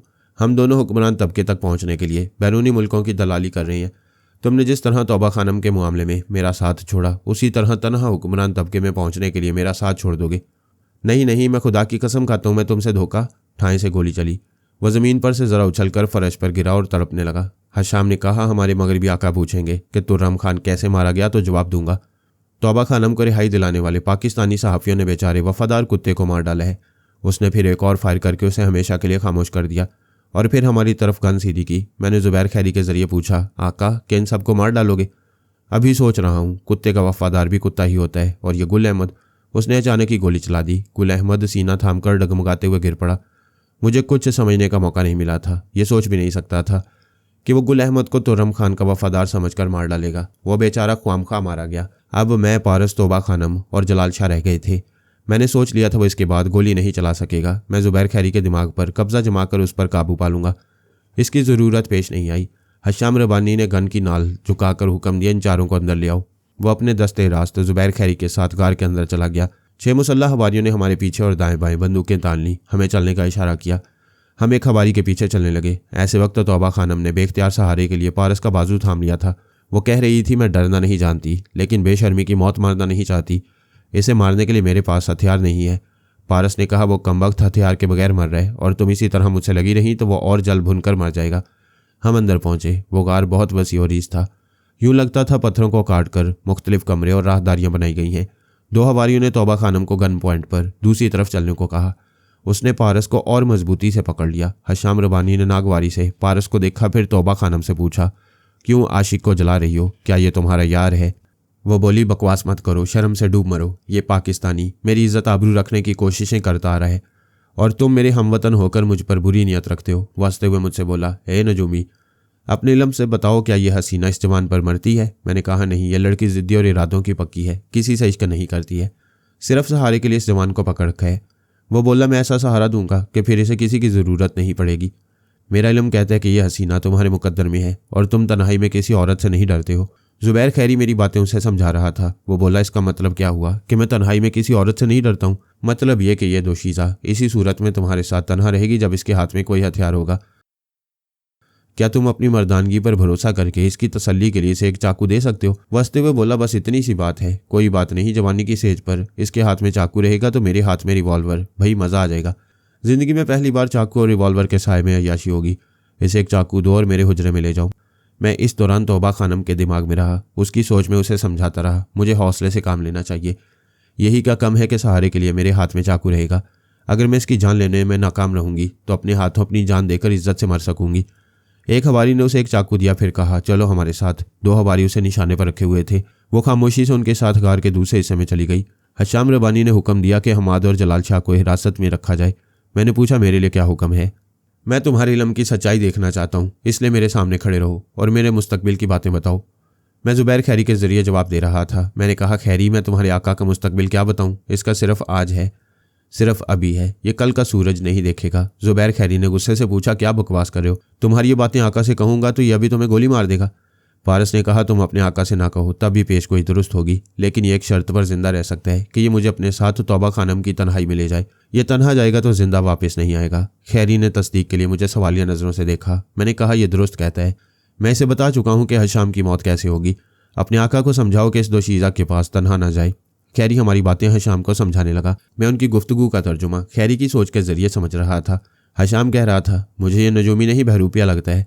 क्या ये कोई मानने वाली बात है कि मैं तन्हा इस हसीन बला के पास जाऊंगा तो मारा जाऊंगा? वो बोला, आका, सितारों की चाल समझ में नहीं आती, मुकद्दर के तमाशे अजीब होते हैं। आप तन्हा ना जाएं, इनकी बात मान लेने में क्या हर्ज है? क्या तुम्हारा सर मगज से खाली है? एक हसीना के साथ बंद कमरे में इस जवान को ले जाऊंगा तो क्या ये वहाँ फातिया पड़ेगा? आप साथ ले जाएं, फिर इसे वहाँ से भगा दें। इस तरह पेश गोई के मुताबिक आप वहाँ तन्हा नहीं जाएंगे, बाद में इसे निकाल कर तौबा खानम के साथ तन्हा रहेंगे। वो कायल होकर बोला, हाँ, वो हसीना इस जवान से चिपकी हुई थी, अब मैं इसके सामने उसे चिपकाऊंगा, फिर इसे लात मारकर बाहर कर दूंगा। वो पारस के पास आया। उसके एक हाथ में गन थी। उसने दूसरे हाथ से मेरे ही सामने मेरे बेटे का गिरेबान पकड़ा, फिर उसे खींचता हुआ शीशे में जाने लगा जहां तौबा खानम को रखा गया था। यूं गिरेबान पकड़ कर ले जाना, वो भी पारस को, ये तौहीन हम बाप बेटे बर्दाश्त नहीं कर सकते थे। लेकिन ले जाने वाला हमारी नज़रों में बेचारा था, चंद घड़ियों का मेहमान था। यह हकीकत भूल गया था कि लोग थोड़ी देर के लिए एक दूसरे का गिरेबान पकड़ कर घसीटते हैं, मौत हमेशा के लिए उन्हें घसीट कर ले जाती है। हशाम पारस को खींचता हुआ उस कमरे में आया जहां तौबा खानम एक पत्थर पर बैठी हुई थी। करीब एक आरामदेह बिस्तर बिछा हुआ था। वहां किसी कमरे का दरवाज़ा नहीं था। गार के हिस्सों को तोड़कर कमरों की सूरत दी गई थी। इधर कोई दरवाज़ा लगाने वाला मिस्त्री नहीं था। जब हशाम रबानी इस कमरे में आराम करने आता था तो कोई हवारी उस वक्त तक इधर का रुख नहीं करता था जब तक उसे तलब न किया जाए। हशाम ने तौबा खानम के सामने पारस को धक्का देकर कहा, देख, तेरा यार मेरे सामने कैसा चूहा है, अब बता, चूहे से यारी करेगी या शेर से? वो बोली, मैंने किसी से यारी नहीं की, मगर इस नौजवान की शख्सियत के सामने तुम मिट्टी धूल हो। अगर शेर हो तो निहत्ते होकर इसे चूहा बनाओ। मुल्क और औरत को फतह करने के लिए हथियार लाजमी होते हैं। पारस ने कहा, मैं हथियार के बगैर भी तुम्हारे सामने इस दोशीज़ा को जीत सकता हूँ, क्योंकि इससे शरीफजादी को सिर्फ मोहब्बत और शराफत से जीता जा सकता है। हथियार तो तुम्हारे लिए ज़रूरी है, इसलिए अपनी यह गन मुझे दे दो। उसकी बात खत्म होते ही हशाम के सामने जैसे बिजली कौंध गई। पारस ने इतनी फुर्ती से हमला किया था कि उसकी नज़रें इधर से उधर होती रही थी, क्योंकि हमला करने वाला बिजली की तरह कभी इधर लपक रहा था, कभी उधर कड़क रहा था। उसे अपने बचाव की कोशिशों में हाथ से निकल जाने वाली गन को दोबारा हासिल करने का मौका नहीं मिला। वो पहाड़ों में रहकर पहाड़ जैसा सख्त और कद्यावर था। दो बंदों को बगल में दबोच कर बेहोश कर देता, लेकिन फ्री स्टाइल का फन नहीं जानता था। फिर पहले कभी ऐसे फौलादी जवान से पाला नहीं पड़ा था। उसके हाथ पांव ऐसे चलते थे जैसे बदन पर लोहे की सलाखें पड़ रही हों। जब उसने बचाव की कोई सूरत नहीं देखी तो चीख कर अपने हवारियों को पुकारने लगा। पारस फौरन ही जमीन पर से गन उठाकर उसे निशाने पर रखते हुए बोला, अपने आदमियों को वापस जाने को हुक्म दो। कई मुसल्लह अफराद दरवाजे पर आकर रुक गए, क्योंकि उनका आका निशाने पर था। हशाम ने कहा, जाओ, चले जाओ, इधर कोई नहीं आएगा। वो पसो पेश में रहे, अपने आका को मौत के मुंह में छोड़कर जाना नहीं चाहते थे। मैंने ज़ुबैर खैरी के दिमाग पर कब्जा जमाया। उसने कलाशनकोफ से अपने 4 बंदों को मार गिराया, फिर कहा, तुम लोगों ने आका का हुक्म नहीं सुना? वो इधर से जाने को बोलता है। बाकी 3 हवारी हशाम के दरवाजे से वापस चले गए। इधर पारस ने कहा, अब मेरे हाथ में हथियार है, लेकिन मुझे यकीन है कि मैं हथियार के बगैर तौबा खानम का दिल जीत रहा हूँ और तुम्हें नफरत मिल रही है। वो एक कदम आगे बढ़कर उस पर थूकते हुए बोली, मैं शैतान पर थूकती हूँ और तुम्हारे जैसे इंसान को सलाम करती हूँ, इसे गोली मार दो। नहीं खानम, जिस तरह हम तुरम खान को यरगमाल बनाकर इसके हवारियों के खून खराबे से बच गए थे, इसी तरह एक गोली चलाए बगैर इसे यहाँ से ले चलेंगे। चलो हशाम, उठो। वो बेबसी से उठकर खड़ा हो गया, दरवाजे की तरफ देखने लगा जैसे फरार का रास्ता देख रहा हो। फिर वो झुंझला कर बोला, खैरी, तुम कहाँ हो? मुझे इस जिल्लत से निकालो, इसे जहन्नुम में पहुंचा दो। मैं ज़ुबैर खैरी के अंदर था। वो दरवाजे पर आकर उसका निशाना लेते हुए बोला, ये लोग तुम्हें जिल्लत नहीं दे रहे हैं, इज्जत और जिल्लत देने वाला खुदा है। तुमने तौबा खानम की जिल्लत का इरादा किया, जिसका इरादा किया वही जिल्लत तुम्हें मिल रही है। तुम मेरे नमकख्वार होकर ऐसी बातें कर रहे हो, मेरे दूसरे वफादार कहाँ हैं? पारस ने उसे एक लात मारकर कहा, बातें ना करो, चलते रहो। वो कमरे से निकलते हुए बोला, खैरी, इनकी जुबान में इन्हें समझाओ कि ये यहाँ से जिंदा नहीं जाएंगे। खैरी ने उसे पीछे से धक्का देते हुए कहा, जिसके हाथ में असला होता है वही आका कहलाता है। तुम खाली हाथ हो, महकूम और मजबूर हो, यहाँ कोई तुम्हारे हुक्म की तामील नहीं करेगा। वो मजबूर होकर कैदी की हैसियत से चल रहा था और दूर खड़े हुए खामोश नमकख्वारों को एक तमाशाई बनते देख रहा था। गार से बाहर भी उसके मुहाफिजों ने उसकी सलामती की खातिर हथियार फेंक दिए। हम फिर नाले के पानी में उतरकर अपनी गाड़ी में आ गए। जुबैर खैरी ने नाले के किनारे एक चट्टान पर खड़े होकर बुलंद आवाज में कहा, मौजूद मेहमानों को जाने दो। जब तक ये नज़रों से ओझल नहीं होंगे तब तक कोई ज़मीन से हथियार नहीं उठाए। गाड़ी चल पड़ी। हशाम रुबानी हमारे दरमियान कैदी बना बैठा हुआ था। हमसे सुलह सफाई और लेन देन की बातें करना चाहता था। तौबा खानम ने कहा, यहाँ सुलह सफाई की बात न करो, आगे जाकर तुम्हारा सफाया हो जाएगा। आगे कई मील जाने के बाद उसने कहा, गाड़ी रोक दो, मैं उस कुत्ते के साथ सफ़र नहीं करूँगी। गाड़ी रुक गई। वो बाहर निकलकर हशाम से बोली, नीचे आओ। हशाम ने हमें सवालिया नज़रों से देखा। वह समझना चाहता था कि उसे हम छोड़कर आगे चले जाएंगे या गोली मारेंगे। तौबा खानम गाड़ी के आगे हेडलाइट्स की रोशनी में चली गई थी। उसकी मुट्ठी में चाकू का फल चमक रहा था। हशाम रबानी उसकी तरफ आया तो वो बोली, तुम मेरी इज्जत से खेलना चाहते थे, आओ खेलो। मेरे हाथ से चाकू छीन लो, मुझे बेबस कर दो। हशाम ने सर घुमाकर गाड़ी की सिमत देखा। वो हमारी तरफ हाथ उठाकर बोला, कोई गाड़ी से बाहर ना आए, मुझे अगवा करने वालों में एक तुरम खान मारा गया। दूसरे को मैं कत्ल नहीं करूंगी तो इंतकामी जज्बे को तस्कीन नहीं मिलेगी। मैंने खिड़की से सर निकालकर कहा, हशाम यह हमारा वादा है, हम में से कोई तुम्हारा हाथ रोकने नहीं आएगा। गाइड जलाल ने पूछा, मिस्टर अरसलान, क्या यह मुनासिब है कि एक दोशीज़ा को जालिम के रहमो करम पर छोड़ दिया जाए? मैंने कहा, वो तुम्हारी कौम की बच्ची है, अफगान बच्ची है, तमाशा देखो। वो उसके हाथ से चाकू छीनने के लिए पैंतरे बदल रहा था। वो भी हमला करने के अंदाज में उसके पैंतरों को देख रही थी। हशाम ने अचानक ही उछलकर उस पर छलांग लगाई। खानम झुक गई। फिर उसने पसली में चाकू मारते हुए उसे अपने सर के ऊपर से गुजार दिया। वो उसके पीछे पानी में जाकर छपाक से गिरा। पानी के चींटे दूर तक उछलते हुए गए। फिर वह संभल कर उठने लगा। उसकी कमीज और आसपास का पानी लहू से सुरख हो रहा था। जब रूसी जारियत के बायस जंग शुरू हुई थी तब तौबा खानम 6 बरस की बच्ची थी। उसकी बचपन की मासूमियत को जंग की तबाहकारियों ने खा लिया। उसने 14 बरस तक कोई लोरी या मौसीकी नहीं सुनी। रॉकेट लॉन्चरों और तोपों की घन गरज सुनती रही। उसने परियों और शहजादे के ख्वाब नहीं देखे, जालिम और दरिंदों के खौफनाक चेहरे देखे। कभी काबुल, कभी जलालाबाद, कभी खोस्त और कभी पख्तिया के इलाकों में जान बचाने, दुश्मनों को फरेब देकर निकल जाने के अमली तजुर्बात से गुजरती रही। वह 6 बरस की बच्ची जो तवील जंग के दौरान बारूद की फिजा में सांस लेती हुई जवान हुई, भला उसे एक अय्याश कैसे जेर कर सकता था? मैंने उसके ख्यालात से उसकी हिस्ट्री पढ़ने के बाद ही उसे हशाम के मुकाबले में तन्हा छोड़ा था। पहले उसने मर्दाना शहजोरी के गुरूर में हमला किया था। तौबा खानम के एक ही वार ने समझा दिया कि मर्दानगी नहीं चलेगी। वह जख्मी पसली को थामकर हमला करने से ज्यादा बचने की कोशिश करने लगा। उसकी नज़रें चाकू पर थीं। अगर चाकू किसी तरह पानी में गिर जाता तो वह एक मर्द का मुकाबला हाथ पांव से नहीं कर सकती थी। वह दोनों पैंतरे बदल रहे थे, मौका की ताक में थे। हशाम ने अचानक ही झुककर दोनों हाथों से पानी को उसकी तरफ उछाला। पानी उसके चेहरे और आंखों में आया। उसने आंखें बंद करते हुए जरा सा मुंह घुमाया। हशाम ने हाथ पर लात मारी। चाकू हाथ से निकलकर उछलता हुआ एक जगह पानी में चला गया। वह दौड़ता हुआ उधर आया, पानी में झुककर दोनों हाथों से टटोलने लगा, चाकू ढूंढने लगा। तौबा खानम ने पीछे से लात मारी तो वह पानी में औंधा होकर कलाबाजी खाता हुआ जरा दूर गया। सांस रुकने लगी तो पानी से हड़बड़ा कर उभरा। वो इतनी देर में एक बड़ा पत्थर दोनों हाथों में उठाकर तैयार खड़ी थी। उसके उभरते ही पत्थर सर पर दे मारा। उसके हलक से चीख निकली, जैसे आसमान से जिंदगी की भीख मांग रहा हो। फिर वो आसमान की तरफ सर उठाए, आहिस्ता आहिस्ता पानी में चारों शाने चित गिर पड़ा। डूबने के बाद दम घुटने लगा तो तवानाई ना रहने के बावजूद सांस लेने के लिए सर उठाया। तौबा खानम ने अपना एक पैर उसके मुंह पर रखा। वो फिर डूब गया। उसमें इतनी सक्कत नहीं रही कि वो दोनों हाथों को हरकत देकर अपने मुंह पर से एक औरत का पैर हटाता। जिसे वो अपने पैरों में लाना चाहता था उसी के पैर तले जिंदगी हार गया। वह थोड़ी देर तक इसी तरह पांव रखे खड़ी रही। सनसनाती हुई हवाएं पहाड़ियों के दरमियान गूंज रही थीं। सरब फलक पहाड़ों की चोटियां भी जलजले के एक झटके से ज़मीन बोस हो जाती हैं। इंसान क्या चीज़ है? किसी औरत के कदमों तले होने वाली मौत से दूसरे शहजोरों को भी इबरत हासिल करना चाहिए। दरअसल शहजोर को कमज़ोर औरत नहीं मारती, गुरूर मारता है। वो पाँव हटाकर पीछे हट गई। गाड़ी की तरफ आते हुए झुक झुक कर दोनों पाँव से पानी लेते हुए अपने लिबास से लहू के धब्बे धोती रही। पारस ने दरवाज़ा खोल दिया। वो उसके पास आकर बैठ गई। दरवाज़ा बंद कर लिया। फिर गाड़ी आगे बढ़ गई। हमने जुबैर खैरी और दूसरे हवारियों को कई मील पीछे छोड़ दिया था। वहाँ से चलते वक्त मैंने खैरी के दिमाग पर कब्जा जमाए रखा था ताकि वो ताक़ुब में ना आए। फिर तौबा खानम और हशाम की जंग शुरू होने से पहले खैरी को आज़ाद छोड़ा तो वो चौंक कर खुद को और साथियों को देखने लगा। हैरानी से बोला, क्या मैं ख्वाब देख रहा था या ये हकीकत है? मैंने देखा यहाँ आने वाले पाकिस्तानी हमारे आका को पकड़ कर ले गए हैं और मैं आका को उनके हवाले कर रहा हूँ। एक ने कहा, यह सच है, तुमने ऐसा किया है। वो लोग हमारे आका को ले गए हैं और तुम इसके जिम्मेदार हो। फिर सभी कहने लगे, तुम जिम्मेदार हो, तुम आका की दुश्मन हो, उसे दुश्मनों के हवाले करके यहाँ उसकी जगह लेना चाहते हो। वो घूम घूम कर एक एक को देख रहा था। सब उसे लान तान कर रहे थे। हशाम के कई वफादारों ने इसे निशाने पर रखा। वो हाथ उठाकर बोला, ठहरो, मेरी बात सुन लो। मैं कसम खाकर कहता हूँ मैंने आका से गद्दारी नहीं की है। वो दोनों पाकिस्तानी जादूगर हैं। उन्होंने मुझे ठाएं से गोली चली और उसके शाने की हड्डी को तोड़ती हुई गुजर गई। वो लड़खड़ाकर गिरते गिरते संभलते हुए बोला, मैं आका को वापस लाऊंगा, मुझे मोहलत दो। दूसरी गोली उसके सीने में लगी। वो उछलकर जमीन पर गिर पड़ा। गोली मारने वाले ने कहा, खंजीर के बच्चे ने हमारी आंखों के सामने आका से दुश्मनी की और हमारे ही मुंह पर गद्दारी से इनकार कर रहा था। मैं इसके बाद कुछ ना सुन सका। उसी लम्हा में खैरी ने दम तोड़ दिया था।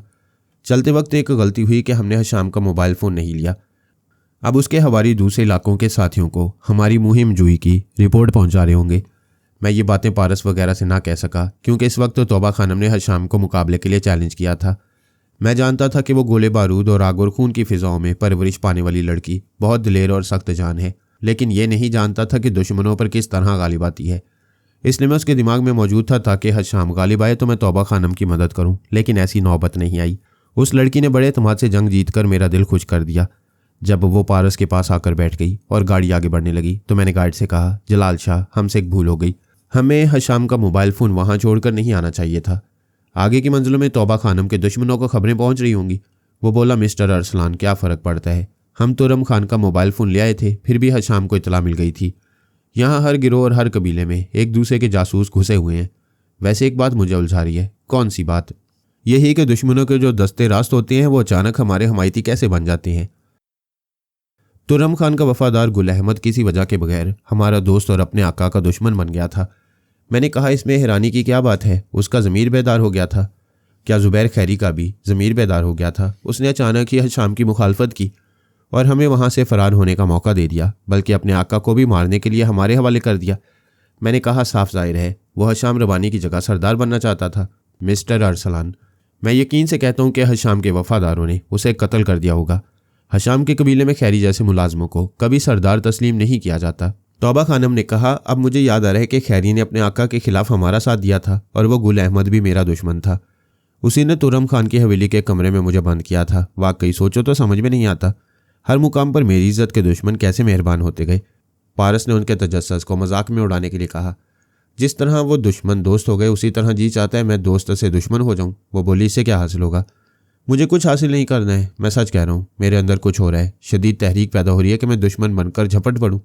जलाल शाह ने गाड़ी रोककर पीछे देखते हुए कहा, क्या सच कह रहे हो? ऐसी तहरीक पैदा हो रही है? हाँ, पता नहीं यहाँ की फिजा में ऐसी क्या बात है कि दुश्मन दोस्त और दोस्त दुश्मन हो जाती हैं। तौबा खानम, तौबा तौबा करते हुए इल्तिजा करता हूँ, अगर तुम पर झपट पड़ूँ तो मुझे दुश्मन ना समझना। वो मुस्कुराती हुई बोली, मैं कभी तुम्हें दुश्मन नहीं समझूंगी। तुमने जिस अंदाज में हशाम की पिटाई की और मुझे इज्जत व आबरू से ले आए, मैं ये बात कभी नहीं भूलूंगी। पारस फ्रांसीसी जुबान में बुड़बुड़ाया, पापा ये फैल रही है। वो बोली, क्या तुम कुछ कह रहे हो? मैं अपनी ज़ुबान में शुक्र अदा कर रहा हूँ कि तुम्हारे काम आने का मौका मिला। मैंने ख्याल ख्वानी के ज़रिए कहा, बेटे ये लड़की इसको मोहब्बत नहीं जानती है। बचपन से अब तक इसके अंदर टैंक त्यारे, रॉकेट लॉन्चर और स्टिंगर मिसाइल के फौलादी टुकड़े भरते रहे हैं। इसका दिल, इसका दिमाग और इसका मजाज सब फौलाद के हैं। ये सुनकर अफसोस हो रहा है पापा, ये सुपर ताकतें दूसरे मुल्कों में जंगें छेड़कर कितना जुल्म करती हैं। क्या किसी अमन व अमान वाले मुल्क के लोग ये सोच सकते हैं कि अफ़गानिस्तान की एक लड़की ने कभी खिलते हुए फूल नहीं देखे, सिर्फ गोले और बारूद देखती रही है? फिर पारस ने उससे पूछा, तुम्हारी तालीम कितनी है? वो बोली, तालीम है A1 गन शूटिंग, हर तरह के हथियार इस्तेमाल कर सकती हूँ, गोरीला जंग लड़ सकती हूँ, तारीकी में रास्ते पहचान सकती हूँ, आहट सुनकर बता सकती हूँ कि दुश्मन कितने फासले पर हैं और किस सिमत से आ रही हैं। मैं स्कूल और कॉलेज की तालीम के मुतल्लिक पूछ रहा हूँ। वो हंसने लगी, फिर बोली, 14 बरस से किसी स्कूल का दरवाज़ा नहीं खुला। मौजूदा नस्ल के किसी अफ़गानी जवान को तालीम नसीब नहीं हुई। तुम अंग्रेज़ी इतनी रवानी से कैसे बोलती हो? मैं 6 बरस तक रेड क्रॉस सोसाइटी में रही, आधी डॉक्टर बन गई हूँ। गोली जिस्म के कितने ही गहरे हिस्से में घुस जाए ऑपरेशन करके निकाल देती हूँ। मैंने वहाँ अंग्रेज़ी सीखी, 1 बरस रूसियों की कैद में रही, रूसी ज़ुबान और उज़्बेक ज़ुबान सीख ली। मुझे उज़्बेकिस्तान की एक जेल में रखा गया था। तुम्हारी जैसी दलेल लड़की से हमदर्दी नहीं करना चाहिए, तुम पर फ़ख्र करना चाहिए। जलाल शाह ने रात के 2 बजे उस नाले से गाड़ी निकाली। हमने हेडलाइट्स की रोशनी में दूर तक कुछ जले हुए दरख्त और मुरझाई हुई हरियाली देखी। जंग ने कुदरती मनाजिर के हुस्न को भी मार डाला था। अब पहाड़ियाँ बहुत दूर नजर आ रही थीं, चांद भी निकल रहा था। जलाल शाह ने कहा, यहाँ से 15 मील के फासले पर कोची कबीला आबाद है। मनान कोची की मुजाहिदाना अजमत के पेश नज़र अब कोई कोची बाशिंदों को डाकू रासन नहीं कहता। उन्होंने अपनी तर्ज ज़िंदगी बदल डाली है। मुझे यकीन है वो हमें खुश आमदीद कहेंगे। मैंने पूछा, क्या कोई और रास्ता नहीं है? दूसरा रास्ता बहुत लंबा और पेचीदा है। हम जलालाबाद होकर पुल चरखी से गुजरते हुए काबुल पहुँचेंगे। पता नहीं रास्ते में किन कबीलों और ग्रुपों से साबका पड़ेगा। मैं उधर का नहीं, इधर का रास्ता बेहतर जानता हूँ। तो फिर इधर चलो, जो होगा खुदा की मर्जी से होगा। जलाल शाह ने मुझे टैंकी में पेट्रोल डालने के लिए कहा, फिर मोबाइल फ़ोन लेकर राब्ता करने लगा। मैं पेट्रोल डालते वक्त उसके ख्यालात पढ़ रहा था। वो राब्ता होने के बाद मुकामी ज़ुबान में कह रहा था, हेलो, मैं जलाल शाह बोल रहा हूँ, कमांडर मसूद बेग से बात करना चाहता हूँ। दूसरी तरफ से आवाज़ आई, हेलो जलाल शाह, मैं मसूद बेग बोल रहा हूँ, कहो खैरियत से हो? खुदा का शुक्र है, मैं मेरान शाह से आ रहा हूँ। मेरे साथ 2 पाकिस्तानी सहाफ़ी और हातिम शहरयार की बहन तोबा खानम है। वस्ते हुए बोला, मुझे पता है, यहाँ 1 घंटा पहले इतला पहुँच गई थी कि तुम लोगों ने तुर्रम खान और हशाम रबानी को ट्रैप किया था। हशाम ने तुर्रम खान को गोली मार दी। ये बताओ हशाम का क्या बना? वो खानम की इज्जत का दुश्मन बन गया था। खानम ने उसे अपने हाथों से हलाक कर दिया। वास्ते हुए बोला, ये तो लतीफ़ा सुना रहे हो। पहाड़ जैसे हशाम को एक चूंटी ने काट कर गिरा दिया। ये सुनने में लतीफ़ा लगता है, ये गज़बनाक लड़की है, ज़बरदस्त जंगबाज है। हशाम को हमारी आंखों के सामने सिर्फ 10 मिनट में हलाक कर दिया। चलो मान लेता हूँ, आगे बोलो। क्या इसके भाई हातिम शहरयार के पास जा रहे हो? हाँ, अभी तुम्हारे इलाके से गुजरने वाले हैं। वहाँ 2-3 घंटे आराम करेंगे, फिर सुबह होते ही आगे चल पड़ेंगे। कमांडर मसूद बेग ने कहा, यार जलाल शाह, तुम मेरे इलाके से ना गुजरो। क्यों, बात क्या है? तौबा खानम के भाई से हमारी कशीदगी है। काबुल में इक़्तिदार की जो सर्द जंग जारी है उसमें हातिम शहरयार हमारा हरीफ है। इससे हमारा क्या ताल्लुक़ है? ताल्लुक़ है, तौबा खानम यहाँ आएगी, हम उसे सर आंखों पर बिठाएंगे, उसे इज्जत देंगे। लेकिन हमारी नादानिस्तगी या बेखबरी में किसी ने उसे नुकसान पहुंचाया तो हातिम शहरयार इसे सियासी दुश्मनी का नाम देगा। वो कायल होकर बोला, ऐसा हो सकता है जब से तौबा खानम हमारी पनाह में आई है। हम यही देख रहे हैं कि कोई जिनसी हवस और कोई इक़्तिदार की हवस पूरी करने के लिए इस लड़की को टारगेट बना रहा है। इसलिए कहता हूँ, यहाँ से काबुल तक जिस माल की छीन झपट हो रही हो उसे इधर ना लाओ।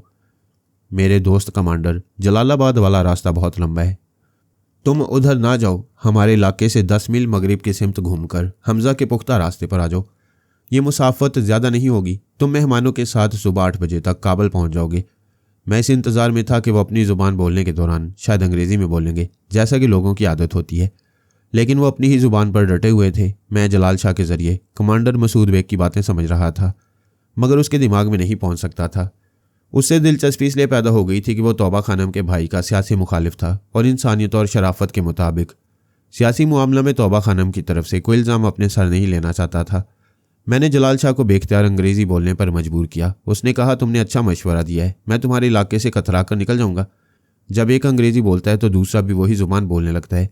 कमांडर बेग ने कहा, तौबा खानम से कह देना मैं उसके भाई का मुखालिफ हूँ, मगर औरत की इज्जत करता हूँ और उसकी सलामती का ख्वाह हूँ। राब्ता ख़त्म हो गया। मैं कमांडर मसूद बेग के दिमाग में आ गया। उसके कमरे में 2 मुसल्लह मातियत खड़े हुए थे। उसका एक ख़ास मातियत मेज़ पर झुका कुछ लिख रहा था। कमांडर बेग ने उसे मुखातिब किया, हाशम। Yes sir. वो उठकर अदब से खड़ा हो गया। कमांडर ने कहा, अब ऊँट पहाड़ के नीचे आएगा। वो लानती शहरयार खुद को बहुत बड़ा सियासतदान समझता है। मैं उसकी सियासत की धज्जियाँ उड़ा दूंगा। चलो अपने 15 मुसल्लह जवानों को तैयार करो। मैं उन्हें समझाऊंगा कि हमला कहाँ करना है, कैसे करना है और तौबा खानम को कहाँ से कहाँ पहुँचाना है। वो अभी अपने जवानों को हमले की पूरी तफसील समझाने वाला था, लेकिन मैं उसके चोर ख्यालात से पहले ही समझ चुका था।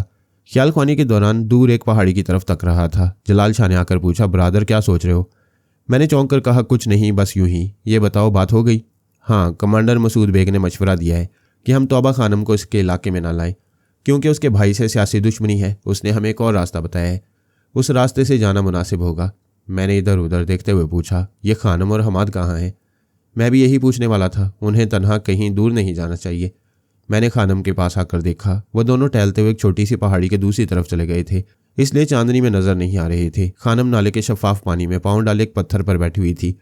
चांदनी में पानी की उभरती हुई लहरें चांदी की तरह चमक रही थीं। वो खुश होकर कभी चांदनी और कभी लहरों की चांदी को देख रही थी। पारस ने पूछा, क्या यहाँ अच्छा लग रहा है?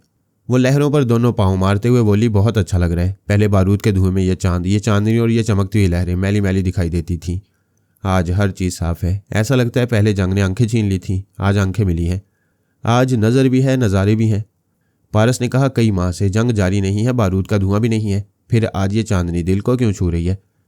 उसने चौंक कर पारस को देखा, फिर चांद को देखा, फिर पारस को देखा, फिर लहरों की बहती हुई चांदी को देखा। लहरों और हवाओं की संगत से रस भरा तरन्नुम उभर रहा था। ऐसा अभी अभी हो रहा था। आंखों से नज़ारों के हुस्न को पहचान रही थी। कानों में सुर संगीत का रस टपक रहा था। सांसों में हवा मुअत्तर हो रही थी और दिल में लहरों की चांदी बज रही थी। पारस ने कहा, किसी की शख्सियत से माहौल बदल जाता है।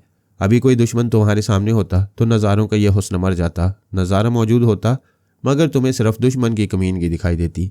वो बोली, तुमने बहुत अच्छी बात कह दी। तुम्हारे जैसे दोस्त की मौजूदगी में यह दुनिया मेरे लिए खूबसूरत हो गई है। मैं दिमागी तौर पर हाजिर हो गया। जलाल शाह कह रहा था, चलो हम उन्हें तलाश करें। मैं नहीं चाहता था कि हम उनकी तन्हाई में मखल हों। मैंने मुखालिफ सिमत इशारा करते हुए कहा, मैंने दोनों को उधर जाते देखा था। तो फिर उधर ही चलते हैं, ज़रा चहलकदमी हो जाएगी। हम घंटों गाड़ी में बैठे रहे हैं। हमने उसे दूर ले जाने के लिए बातों में उलझाते हुए पूछा, ये कमांडर मसूद बेग कैसा आदमी है? बहुत ज़बरदस्त मुजाहिद है, मगर सियासत में पड़ गया है। फिर सियासी गुफ्तगू छिड़ गई। मैं उसे सियासत की दलदल में चलाता ले गया। मुझे पता नहीं दूसरी तरफ क्या हो रहा था, ये बाद में मालूम हुआ। वहाँ उनकी तन्हाई में मुदाखलत शुरू हो गई थी। एक गाड़ी नाले के पानी के छींटे उड़ाते आ रही थी। खानम और पारस एक बड़े से पत्थर के पीछे छुपने के लिए दौड़ते हुए गए, लेकिन आने वालों ने उन्हें देख लिया था। वो गाड़ी को नाले से निकालकर खुश्की पर ला रहे थे। पारस ने कहा, हो सकता है उन्होंने हमें देखा हो। ये जगह बदल दो, तुम ज़मीन पर रेंगती हुई उधर जाओ और तुम। मैं आने वालों के पीछे पहुंचने की कोशिश करता हूँ। वो दोनों ज़मीन पर लेट गए और दो मुखालिफ सिमतों में रेंगते हुए जाने लगे। पारस कुछ दूर जाने के बाद उठ गया, फिर झुकता और बैठता हुआ एक पत्थर से दूसरे पत्थर, एक टीले से दूसरे की तरफ जाने लगा। उसकी नज़र आने वालों पर थी। वो गाड़ी को खुश्की पर ले आए थे और अब उसमें से निकलकर दूर तक नज़र दौड़ा रहे थे। वो तादाद में 5 थे। आपस में कुछ बोल रहे थे, अपनी अपनी गन्नों को चेक कर रहे थे।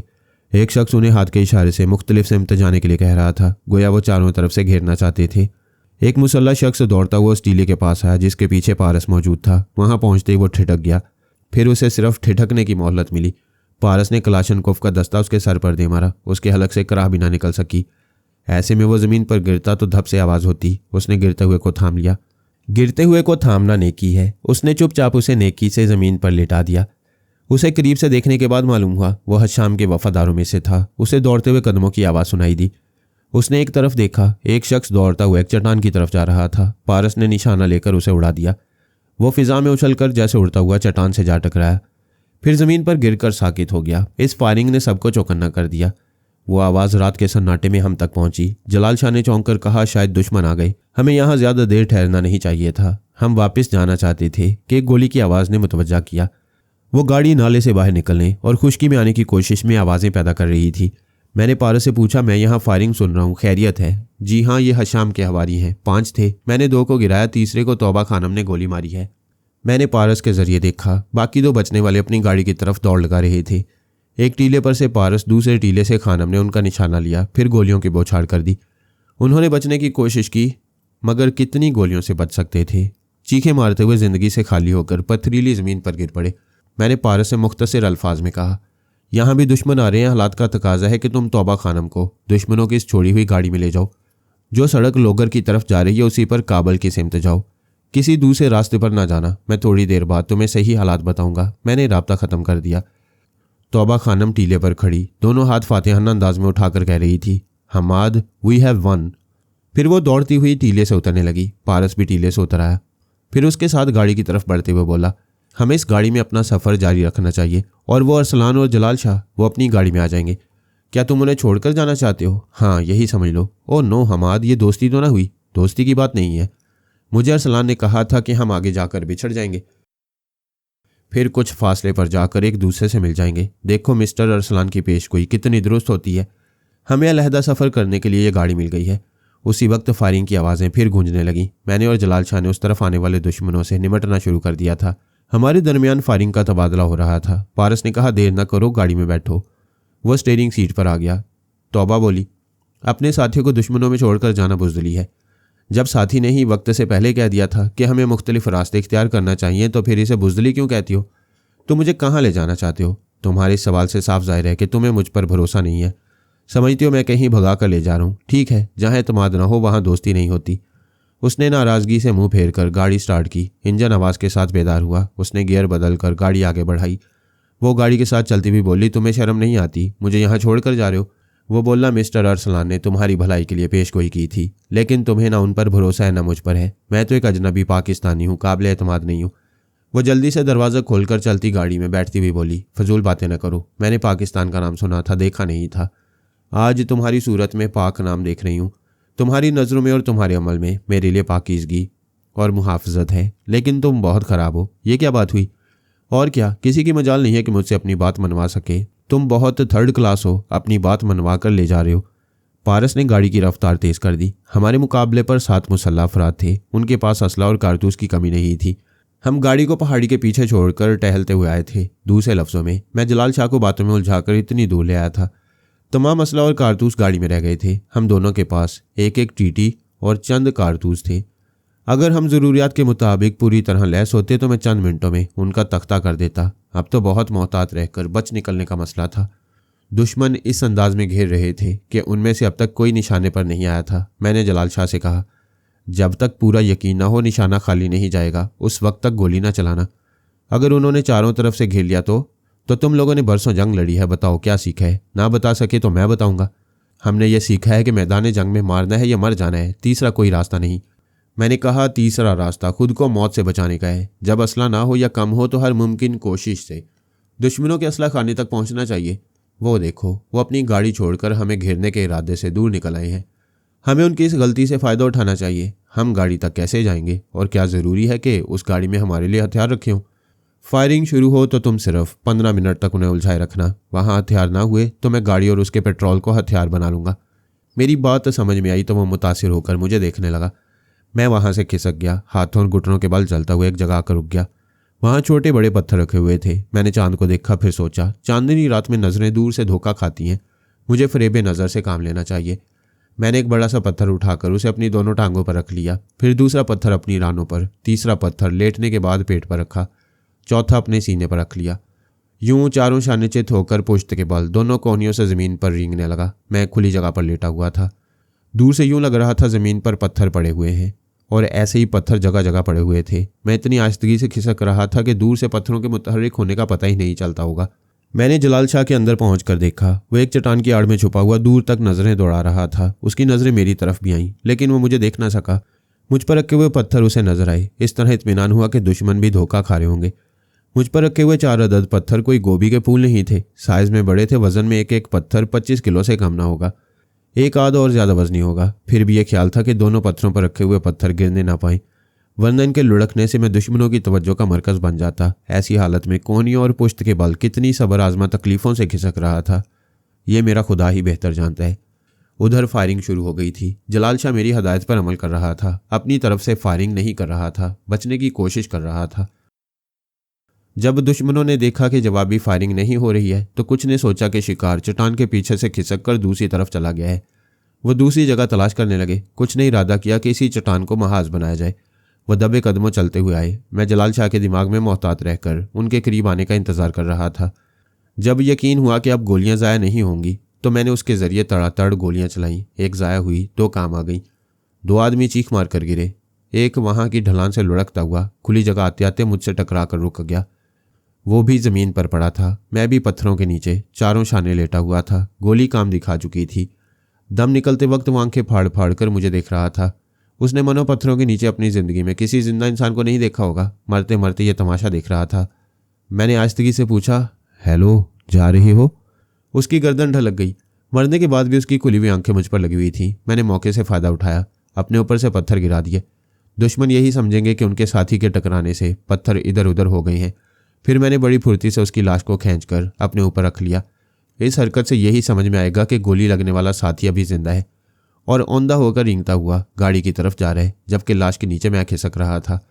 मैंने ये जानलेवा तदबीर इसलिए भी आजमाई कि अगर दुश्मनों को वहाँ मेरी चालाकी का पता चल जाता और वो गोलियां बरसाते तो मैं उस लाश की वजह से तकरीबन बुलेट प्रूफ हो चुका था। अगर कुछ ऊंच नीच होती तो फिर हिकमत अमली से कुछ कर गुजरता। हाथी के मुतल्लिक कहा जाता है कि वो मरे भी तो 1.25 लाख का। मेरे लिए तो वो दुश्मन मरने के बाद 1.25 लाख का हो गया था। खुदा इसे गरीक रहमत करे। उसने मुझे गाड़ी तक पहुंचा दिया। मैंने गाड़ी की आड़ में पहुंचकर लाश को एक तरफ ढलका दिया। फिर ज़मीन से उठकर उधर का दरवाज़ा खोलकर देखा। पिछली सीट के नीचे छोटे रॉकेट एक लॉन्चर के साथ रखे हुए थे। मैंने रॉकेट को लॉन्चर में एडजस्ट करने के बाद पहाड़ी की तरफ देखा। कोई नज़र नहीं आ रहा था। जब से जलाल शाह ने फायरिंग की थी तब से वो लोग मोहतात होकर छुप गए थे। थोड़ी देर बाद 4 अफराद पहाड़ी के ऊपर नजर आए। वो लोग इस बुलंदी से एक बड़े और भारी पत्थर को नीचे लुढ़काने की कोशिश कर रहे थे। उनका इरादा समझ में आ गया। जिस चट्टान के पीछे जलाल शाह छुपा हुआ था वहीं वो भारी पत्थर आकर उस पर गिर सकता था। मैंने लॉन्चर को निशाने पर रखकर दुश्मनों का निशाना लिया। फिर उसी लम्हे में जलाल शाह के अंदर पहुंचकर उसे वहां से भगाया। जैसे ही वो चट्टान से जरा दूर गया मैंने रॉकेट चला दिया। दूसरे ही लम्हे में पहाड़ी की बुलंदी पर जैसे क़यामत आ गई। जबरदस्त धमाका हुआ। इस धमाके में मरने वालों की चीखें गुम हो गईं। कितने ही इंसानी जिस्मों के टुकड़े बुलंदी से गिरते हुए भारी पत्थर के साथ वहां पहुंचे। जहाँ पहले जलाल शाह था। जलाल शाह दूर जाकर यह हौलनाक मंजर देख रहा था और अपने कान पकड़कर कह रहा था, खुदाया मैं बेख्तियार वहां से भागकर ना आता तो मेरी ऐसी मौत होती कि लाश पहचानी न जाती। मैंने उसके जरिए किसी की आहट सुनी, उसे फौरन ही जमीन पर औंधे मुंह गिरा दिया। कई गोलियां तड़ातड़ की आवाज के साथ उसके ऊपर से गुजर गईं। उसने एकदम से चित होकर टीटी से फायरिंग की। वो गोलियां चलाने वाला चीख मारकर गिर पड़ा। 7 में से 6 खत्म हो गए। 7वां खुद को तन्हा पाकर गाड़ी की तरफ दौड़ने लगा ताकि जान बचाकर गाड़ी में फरार हो जाए, लेकिन करीब पहुंचते ही ठिठक गया। घबराकर मुंह से चीख निकल गई। मैं गाड़ी के पीछे से अचानक रूबरू आ गया था। वो पलट कर भागने लगा। दूसरी तरफ से जलाल शाह उसका निशाना लेता हुआ आ रहा था। उसने एक गोली चलाई, फिर दूसरी गोली में उसे गिरा दिया। थोड़ी देर तक गोलियों की आवाज पहाड़ियों से टकराती रही और हमारे पास वापस आती रही। इसके बाद सन्नाटा छा गया। जलाल शाह मुझे सोचती हुई नजरों से देख रहा था। मैंने गाड़ी के अंदर असले का जखीरा देखने के बहाने उसके ख्यालात पड़े। अब वो मुझ पर शुबा कर रहा था। उसकी सोच कह रही थी मैं अचानक चट्टान के पीछे से क्यों भाग निकला था। मैं नहीं जानता था कि ऊपर से भारी पत्थर और दुश्मन मुझ पर गिरने वाले थे। यह अरसलान जानता था कि ऐसा होने वाला है, क्योंकि उसने बुलंदी से दुश्मनों और पत्थर को मेरी जगह गिराया था। मेरा दिल कहता है ये अल्लाह का वली है, उसका बरगजीदा बंदा है। मैंने उसकी सोच में कहा, यह कोई वली नहीं है, मेरी छठी इसने मुझे होशियार किया था और मैं चट्टान के पीछे से हट गया था। क्या उस वक्त भी छठी इसने होशियार किया था जब पीछे से दुश्मन ने मुझ पर फायरिंग की थी और मैं दुश्मन को देखे बगैर फौरन ही ज़मीन पर गिर पड़ा था, फिर तेज़ी से ज़मीन पर चित होकर उसे गोली मार दी थी। यह सब कुछ मेरे किसी इरादे के बगैर हुआ था। उसने सोचते हुए फिर मुझे देखा। नहीं, यह खुदा का नेक बंदा ऐसे खतरात के वक्त जान बचाता है जब एक आम आदमी कभी न हालात में बच नहीं सकता। तुर्रम खान और हशाम रुबानी के दोनों दस्ते रास्त ने अचानक हमारे हमायती बनकर हमारे आगे जाने के लिए रास्ते हमवार किए थे, वरना कम से कम तौबा खानम की इज्जत और आबरू कभी सलामत न रहती। मैंने कहा, जलाल शाह इतनी देर से फायरिंग होती रही, क्या तौबा खानम और हमाद ने आवाज़ें नहीं सुनी होंगी? उन्हें आना चाहिए था। शायद उन्होंने छुपना मुनासिब समझा होगा। आओ आगे चलकर उन्हें देखेंगे। हम उस गाड़ी में बैठ गए। जलाल शाह ने ड्राइव करते हुए कहा, इस मुल्क में कदम कदम पर मौत है, लेकिन मैं आपके साए में ऐसे महफूज हूँ और रहूँगा जैसे बच्चा माँ की गोद में रहता है। मैंने मुस्कुरा कर कहा, अल्लाह ताला हम सब की हिफाजत करता है, वो तो करता ही है, लेकिन उस माबूद हाफिज़ व नासिर ने आपको ख़ास तौर पर हम गुनाहगारों की सलामती के लिए भेजा है। बेशक खुदा तमाम बंदों को एक दूसरे की हिफाजत का वसीला बनाता है। जनाब, आप वो नहीं हैं जो नज़र आते हैं, और जो नज़र नहीं आते उसे आप जाहिर नहीं करेंगे। खुदा के पुरस्रार बंदे ऐसे ही होते हैं। ब्रादर, क्या तुम मुझे पुरस्रार समझ रहे हो? आप मेरे समझने की बात न करें। अकल का अंधा भी ये कहेगा कि तुरम खान की हवेली से यहाँ तक मुझे और तौबा खानम को गैबी मदद मिलती रही है। गैबी मदद बंदों से नहीं खुदा से मिलती है। वह चुप हो गया मगर कायल नहीं हुआ। हम अपनी पहली गाड़ी जहाँ छोड़ आए थे वहाँ पहुँच गए। जलाल शाह ने कहा, वो दोनों यहाँ भी नहीं है। उनकी फिक्र न करो, वो हमसे कहीं रास्ते में मिलेंगे। हमें आगे बढ़ना चाहिए। हम दुश्मनों की गाड़ी से चंद खास हथियार और पेट्रोल से भरे हुए कैन उठाकर अपनी गाड़ी में रखने लगे। वो कह रहा था, आपने पेशगोई की है तो वो दोनों आगे ज़रूर मिलेंगे। मैं आपके पुरस्रार इल्म को सिद्ध के दिल से मानता हूँ। वह फिर ड्राइविंग सीट पर आकर बैठ गया। उसे स्टार्ट करते हुए बोला, पहले हम तौबा खानम की वजह से रास्ता बदल रहे थे, अब वो नहीं है। हम कमांडर मसूद बेग के इलाके से चलेंगे। मैंने कहा, कमांडर ने जिस रास्ते से जाने का मशवरा दिया है उसी रास्ते पर जाना चाहिए। मैं चाहता था कमांडर के इलाके से गुजरते हुए उससे मुलाकात करते चलें। उसी दूसरे रास्ते पर कमांडर से मुलाकात होगी। उसने चौंक कर मुझे देखा, फिर गाड़ी को आगे बढ़ाते हुए बोला, खुदाए बुजुर्ग व बरतर की कसम, आपकी पेशगोई पर मेरा ईमान है, वो कमांडर उस रास्ते पर ज़रूर मिलेगा। हमारी गाड़ी कमांडर के बताए हुए रास्ते पर चलने लगी। मैंने पारस के पास जाकर देखा। वो ड्राइव कर रहा था और तौबा खानम उसके पास अगली सीट पर एक गन लिए बैठी हुई थी। उसने कहा, पापा अभी तक हम खैरियत से सफ़र कर रहे हैं। मैंने कहा, खानम के भाई हातिम शहरयार और कमांडर मसूद बेग एक दूसरे से सियासी दुश्मनी रखती हैं। फिर आपने हमें कमांडर के इलाके से गुजरने को क्यों कहा है? इसलिए कि वहाँ अभी कमांडर नहीं है। वो खानम को अगवा करने दूसरे रास्ते पर गया है। किस्सा यह है कि जलाल शाह ने कमांडर को बताया था कि हम खानम के साथ उसके इलाके से गुजरने वाले हैं। उसने कहा, खानम की वो इज्जत करता है, लेकिन दुश्मनों से इस लड़की को नुकसान पहुंचेगा तो ख्वामखा कमांडर मसूद बेग पर इल्ज़ाम आएगा, लिहाजा खानम को हम दूसरे रास्ते से ले जाएं। अच्छा, समझ गया। एक तरफ कमांडर मसूद बेग ने खानम को अपने इलाके से दूर रखा ताकि उस पर इल्ज़ाम ना आए, और दूसरी तरफ उसे अगवा करने दूसरे रास्ते पर गया है। बिल्कुल यही बात है। कमांडर की सोच ने बताया है कि वो अपने खास मातियत हाशिम को अपने इलाके में छोड़कर 15 वफादारों के साथ खानम को अगवा करने दूसरे रास्ते पर आया हुआ है। पारस ने पूछा, मैं खानम के साथ उधर से गुजरूंगा तो हाशिम से सामना होगा? हाँ, एक छोटी सी पहाड़ी पर हाशिम 10 मुसल्लह अफराद के साथ है। नीचे सड़क से तुम्हारी गाड़ी गुजरेगी तो वो गाड़ी को देखेंगे और तुम्हें रुकने का सिग्नल देंगे। तुम रुके बगैर आगे जाओगे तो एक बारूदी सुरंग फट पड़ेगी। मैं अभी उस सुरंग को नाकारा बनाकर आता हूँ। मैंने हाशिम के पास पहुंचकर उसके दिमाग पर कब्जा जमाया। वह एक कॉटेज से बाहर जाते हुए अपने मुसल्ला अफराद से बोला, तुम लोग यहाँ ठहरो, मैं अभी बारूदी सुरंग चेक करके आ रहा हूँ। वो बाहर आकर पहाड़ी से उतरता हुआ सड़क पर आया। वहाँ से आगे निस्फ मील के फासले पर वो बारूदी सुरंग थी। उधर पहुंचकर वो मेरी मर्जी के मुताबिक उसे नाकारा बनाने लगा। उसी वक्त जलाल शाह ने मेरी आंखें बंद देखकर कहा, आप सो जाएं, कोई प्रॉब्लम होगा तो आपको जगा दूंगा। मैं सो नहीं रहा, ज़रा आराम कर रहा हूँ, मैं उसे जवाब देकर फिर हाशिम के पास आया। वह हैरान होकर सोच रहा था, मैंने इस बारूदी सुरंग को बेकार क्यों बना दिया। इससे पहले कि वो इसे दोबारा कारआमद बनाता, मैंने फिर उस पर कब्जा जमा लिया। वो फिर निसफ मील वापस चलता हुआ आया और कॉटेज तक जाने के लिए पहाड़ी पर चढ़ने लगा। मैंने उसके जरिए दूर एक गाड़ी को आते देखा। एक मुसल्ला सिपाही ऊंचे पत्थर पर खड़ा हुआ लालटेन हिला रहा था और गाड़ी को रुकने का इशारा कर रहा था। मैं हाशिम को छोड़कर खानम के पास आया। उसके जरिए देखा वही शख्स लालटेन के जरिए गाड़ी रोकने का इशारा कर रहा था। खानम कह रही थी, उधर खतरा है, ऊपर पहाड़ी पर मुसल्ला अफराद नजर आ रहे हैं। मैंने पारस से कहा, गाड़ी ना रोको, बढ़ते चले जाओ। उधर हाशिम फिर आज़ाद होकर बुड़बुड़ा रहा था, अरे ये मुझे क्या हो रहा है, मैं बारूदी सुरंग के पास से यहाँ कैसे आ गया। उसे अपने सवालों का जवाब नहीं मिला। मैंने उसके जरिए हाथ उठाकर चीखते हुए कहा, लालटेन रख दो, गाड़ी ना रोको, इसे जाने दो। उस शख्स ने लालटेन को पत्थर पर रख दिया। पहाड़ी पर खड़े हुए लोगों ने अपनी गन्ने नीचे कर ली। पारस तेज रफ्तारी से ड्राइव करता हुआ उनके सामने से गुजर गया। आगे बारूदी सुरंग से भी पार चला गया। खानम खिड़की से बाहर पीछे देखकर बोली, हैरत है, वो हमें रुकने के लिए कह रहे थे, फिर खुद ही हमें जाने दिया, कोई ताक़ुब भी नहीं कर रहा। पारस ने तायद की, हाँ हैरानी की बात है, वो पीछे नहीं आ रहे, लेकिन आगे रुकावटें हो सकती हैं, हमें मोहतात रहना चाहिए। हाशिम कह रहा था, ये क्या हो रहा है, वो जो गाड़ी आ रही थी कहाँ चली गई। एक हवारी ने कहा, बरादर हाशिम, तुमने गाड़ी को जाने की इजाज़त दी है, हम तो उसे रोकना चाहते थे। वह सड़क पर खड़ी हुई 3 गाड़ियों की तरफ दौड़ते हुए बोला, फौरन आओ, अभी वो कमबख्त दूर नहीं गए हैं, हम उन्हें पकड़ लेंगे। 10 हवारी उसके पीछे दौड़ते आ रहे थे। हाशिम गाड़ियों के पास पहुंचते ही अपनी गन से निशाना लेकर उनके पहियों को गोली मारता गया।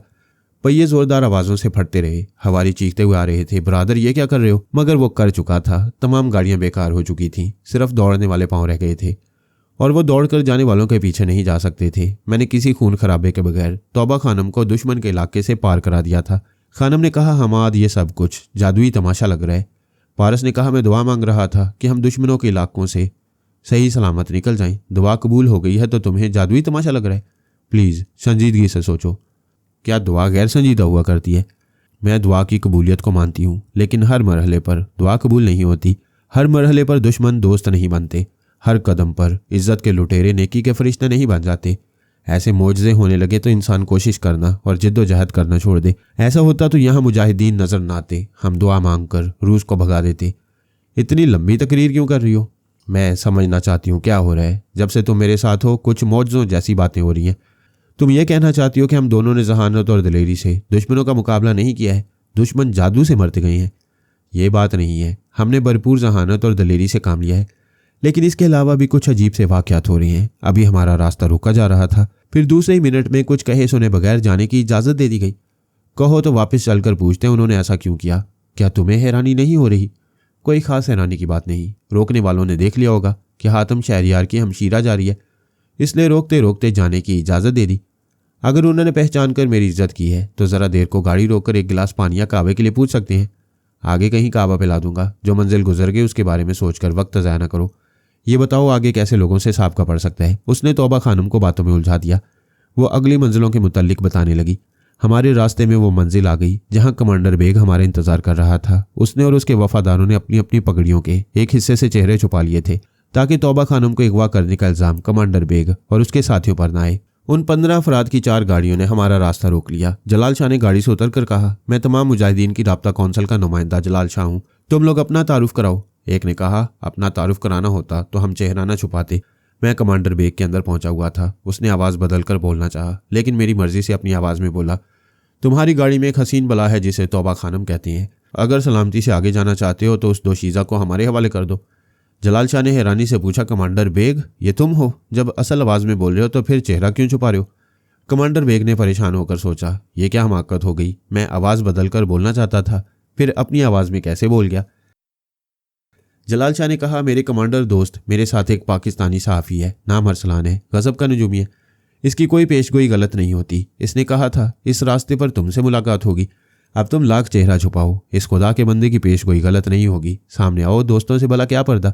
वो अपने चेहरे पर से कपड़ा हटाते हुए मुस्कुरा कर बोला, मैं यहाँ अचानक तुम्हारे सामने आकर सरप्राइज देना चाहता था, मगर तुम्हारे नजूमी ने पहले ये सस्पेंस ख़त्म कर दिया था। बहरहाल तुम ज़रा यहाँ आओ, मैं तुमसे तन्हाई में एक अहम बात करना चाहता हूँ।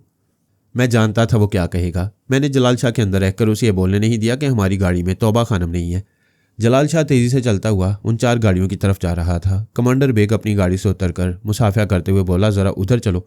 वो दोनों सड़क के किनारे कच्चे पर गई। फिर कमांडर बेग ने कहा, जलाल शाह तुम मेरे बेहतरीन दोस्त हो। चूंकि ये राब्ता कौंसल से तुम्हारा ताल्लुक है, इसलिए तुम किसी पार्टी के तरफदार नहीं हो, मगर एक मामले में मेरी तरफदारी करो। कौन सा मामला? तुम्हारी गाड़ी में तौबा खानम है, उसे मेरी गाड़ी में बिठा दो। यह क्या कह रहे हो? तुमने ऐसे इल्ज़ाम से बचने के लिए मुझे इस रास्ते से गुजरने का मशवरा दिया था। इसीलिए मशवरा दिया था कि ये मेरा इलाका नहीं है। यहाँ से वो हसीना गायब होगी तो मुझ पर इल्ज़ाम नहीं आएगा। मुझ पर तो इल्ज़ाम आएगा, काबल में मेरा मुहासबा किया जाएगा। तुम कह देना वो दोनों पाकिस्तानी तौबा खानम को लेकर सरहद पार चले गए। अभी उन दोनों को यहाँ कत्ल करके लाश छुपा दी जाएगी। तुम कितनी लंबी लंबी प्लानिंग कर रहे हो? पहले ये तो जाकर देखो गाड़ी में खानम है भी या नहीं। उसने चौंक कर पूछा, क्या वो नहीं है? नहीं, वो हमसे रास्ते में बिछड़ गई है। वो तेज़ी से चलता हुआ हमारी गाड़ी के पास आया, अंदर झांक कर देखने लगा। मैंने गाड़ी से बाहर आकर कहा, उधर नाला पार करते ही दुश्मनों ने हमला किया था। उनसे जंग करने और वहाँ से फरार होने के वक्त हमारे रास्ते अलग हो गए। वो मेरे एक साथी हमाद के साथ गई है। वो झुंझलाकर मेरी बातें सुन रहा था। फिर उसने पूछा, क्या तुम वही नजूमी हो? जी हाँ, मेरा नाम अरसलान है। एक वफादार गाड़ी से उतरकर मोबाइल फ़ोन लाते हुए बोला, सर बरादर हाशिम का फ़ोन है। कमांडर बेग ने फ़ोन को कान से लगाते हुए पूछा, क्या बात है? सर यहाँ अजीब जादुई तमाशा हो गया है। मैं बयान करूँगा तो आपको यकीन नहीं आएगा।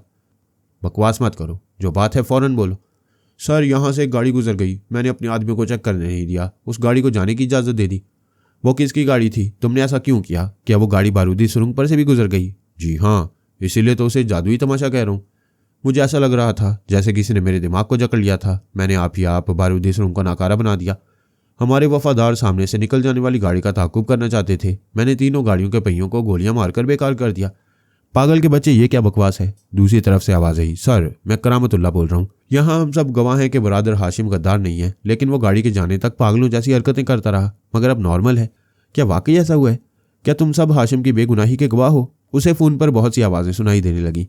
इधर से सब कह रहे थे, सर हम गवाह हैं, हमने जादू के मुतल्लिक बहुत कुछ सुना था, आज आंखों से अपने ही ऊपर गुजरने वाला जादू देखा है। उस गाड़ी में कौन था? गाड़ी के अंदर अंधेरा था, लेकिन गाड़ी के पास बैठी हुई तौबा खानम को मैंने पहचान लिया था। ओ गॉड, ये मैं क्या सुन रहा हूँ? तौबा खानम मेरे इलाके से गुजर गई और एक भी गोली नहीं चली। मेरा इंतज़ार करो, मैं आ रहा हूँ। उसने फ़ोन बंद करके जलाल शाह को घूरते हुए पूछा, क्या खानम के साथ कोई जादूगर है? मैं नहीं जानता, तुमसे कह चुका हूँ। खानम का रास्ता अलग हो गया था और वह मिस्टर अरसलान के एक साथी हमाद के साथ गई है। वो मेरे इलाके से मेरे आदमी को जादू में मुब्तला करके आराम से गुजर गई है। फिर उसने मुझे घूर कर देखा और पूछा, क्या तुम लोग जादूगर हो? मैंने कहा, हम मुसलमान हैं, इस्लाम में जादू सीखने और काला अमल करने की ममानियत है। फिर वो कैसे बारूदी सुरंग पर से बखैरियत गुजर गई? मैंने कहा, आप ऐसे डांट कर पूछ रहे हैं जैसे मैंने उसे वहां से पार कराया, जबकि उससे कई मील दूर आपके सामने हूँ। वो ज़रा नरम पड़कर बोला, हाँ तुम तो यहाँ हो, मगर जलाल शाह का दावा है कि तुम ज़बरदस्त नजूमी हो। अपने इलम से कुछ तो बताओ, ये क्या हो गया है? मेरा इलम कहता है कि तौबा खानम के सितारे अरूज पर हैं, उसके दोस्त बनकर रहने वालों के लिए भी अरूज और तरक्कियाँ हैं, और उससे दुश्मनी करने वालों के मुकद्दर में तबाही, बर्बादी, जिल्लत और मौत है। बकवास करते हो तुम। एक गोली मारूंगा तो सितारों का हिसाब करने आसमान पर पहुंच जाओगे। वो कोई पीरिया वाली की बेटी नहीं है कि उसे अगवा करने से हम पर कहर नाजिल होगा। जलाल शाह ने कहा, यारम खुदा का खौफ करो, मिस्टर अरसलान खुदा के बरगजीदा बंदे हैं, इनसे ऊंची आवाज़ में बात ना करो। तो फिर इस बंदे से कहो, तौबा खानम के मुतालिक बताए, वो अभी कहाँ है और मैं उसे कैसे हासिल कर सकता हूँ? मैंने कहा, वो लोगर पहुँच रही है, तुम जानते हो वहाँ से काबल कितना करीब है। तुम उसके ताकुब में जाओगे तो तुम्हारे लोगर पहुँचने तक वो काबल पहुँच जाएगी। वो सोच में पड़ गया, टहलने के अंदाज में ज़रा दूर हो गया। फिर पलट कर बोला, खानम और हमाद के पास फ़ोन या ट्रांसमीटर होगा, तुम उनसे रब्ता करके उन्हें लोगर में रुकने और तुम्हारे इंतज़ार करने को कह सकते हो। उनके पास फ़ोन या राब्ते का कोई ज़रिया नहीं है। झूठ बोलते हो। अगर राब्ते का ज़रिया नहीं है तो तुम्हें कैसे मालूम हुआ कि वो लोगर पहुँच रही है? मैं अपने इलम से मालूम करता हूँ। तो फिर अपने इलम से उसे रोको। मैं किसी के मुतल्लिक मालूम कर सकता हूँ, लेकिन उसके मामले में मुदाखलत नहीं कर सकता। तुम मुझसे 15 फुट के फासले पर हो। मैं जानता हूँ कि इधर आते वक्त तुम लड़खड़ा कर गिरोगे, लेकिन जाने के बावजूद तुम्हें गिरने से नहीं रोक सकता। क्या बचकाना बात कर रहे हो? ये चंद कदम चलकर आऊँगा तो गिर पड़ूंगा। क्या तुम मुझे आंखों वाला अंधा समझते हो? ये लो। वह तेज़ चलता हुआ मेरी तरफ आने लगा। अगरचे वो मोहतात था, इसके बावजूद मैंने उसे एक साथ के लिए गायब दिमाग बनाकर उसकी दोनों टांगों को आपस में उलझा दिया। वो लड़खड़ाकर औंधे मुँह गिर पड़ा। ये दुरुस्त पेश कोई देखते ही जलाल शाह मेरे कदमों में बैठ गया। हजूर, अब तो मैं ईमान ले आया हूँ, आप अल्लाह ताला के खास और पुरस्कार बंदे हैं, मैं हमेशा आपके कदमों में रहूंगा। कमांडर बेग गिरने के बाद थोड़ी देर जमीन पर बैठा रहा। वहीं से सर उठाकर मुझे हैरानी से देखने और सोचने लगा। अब वो मुतासिर हो रहा था। सोच रहा था, वाकई ये ज़बरदस्त तालिम और बाकमाल बंदा है, मुझे इसके कदमों में रहकर इसकी खुशनुदी हासिल करके सियासी फ़ायदा उठाना चाहिए।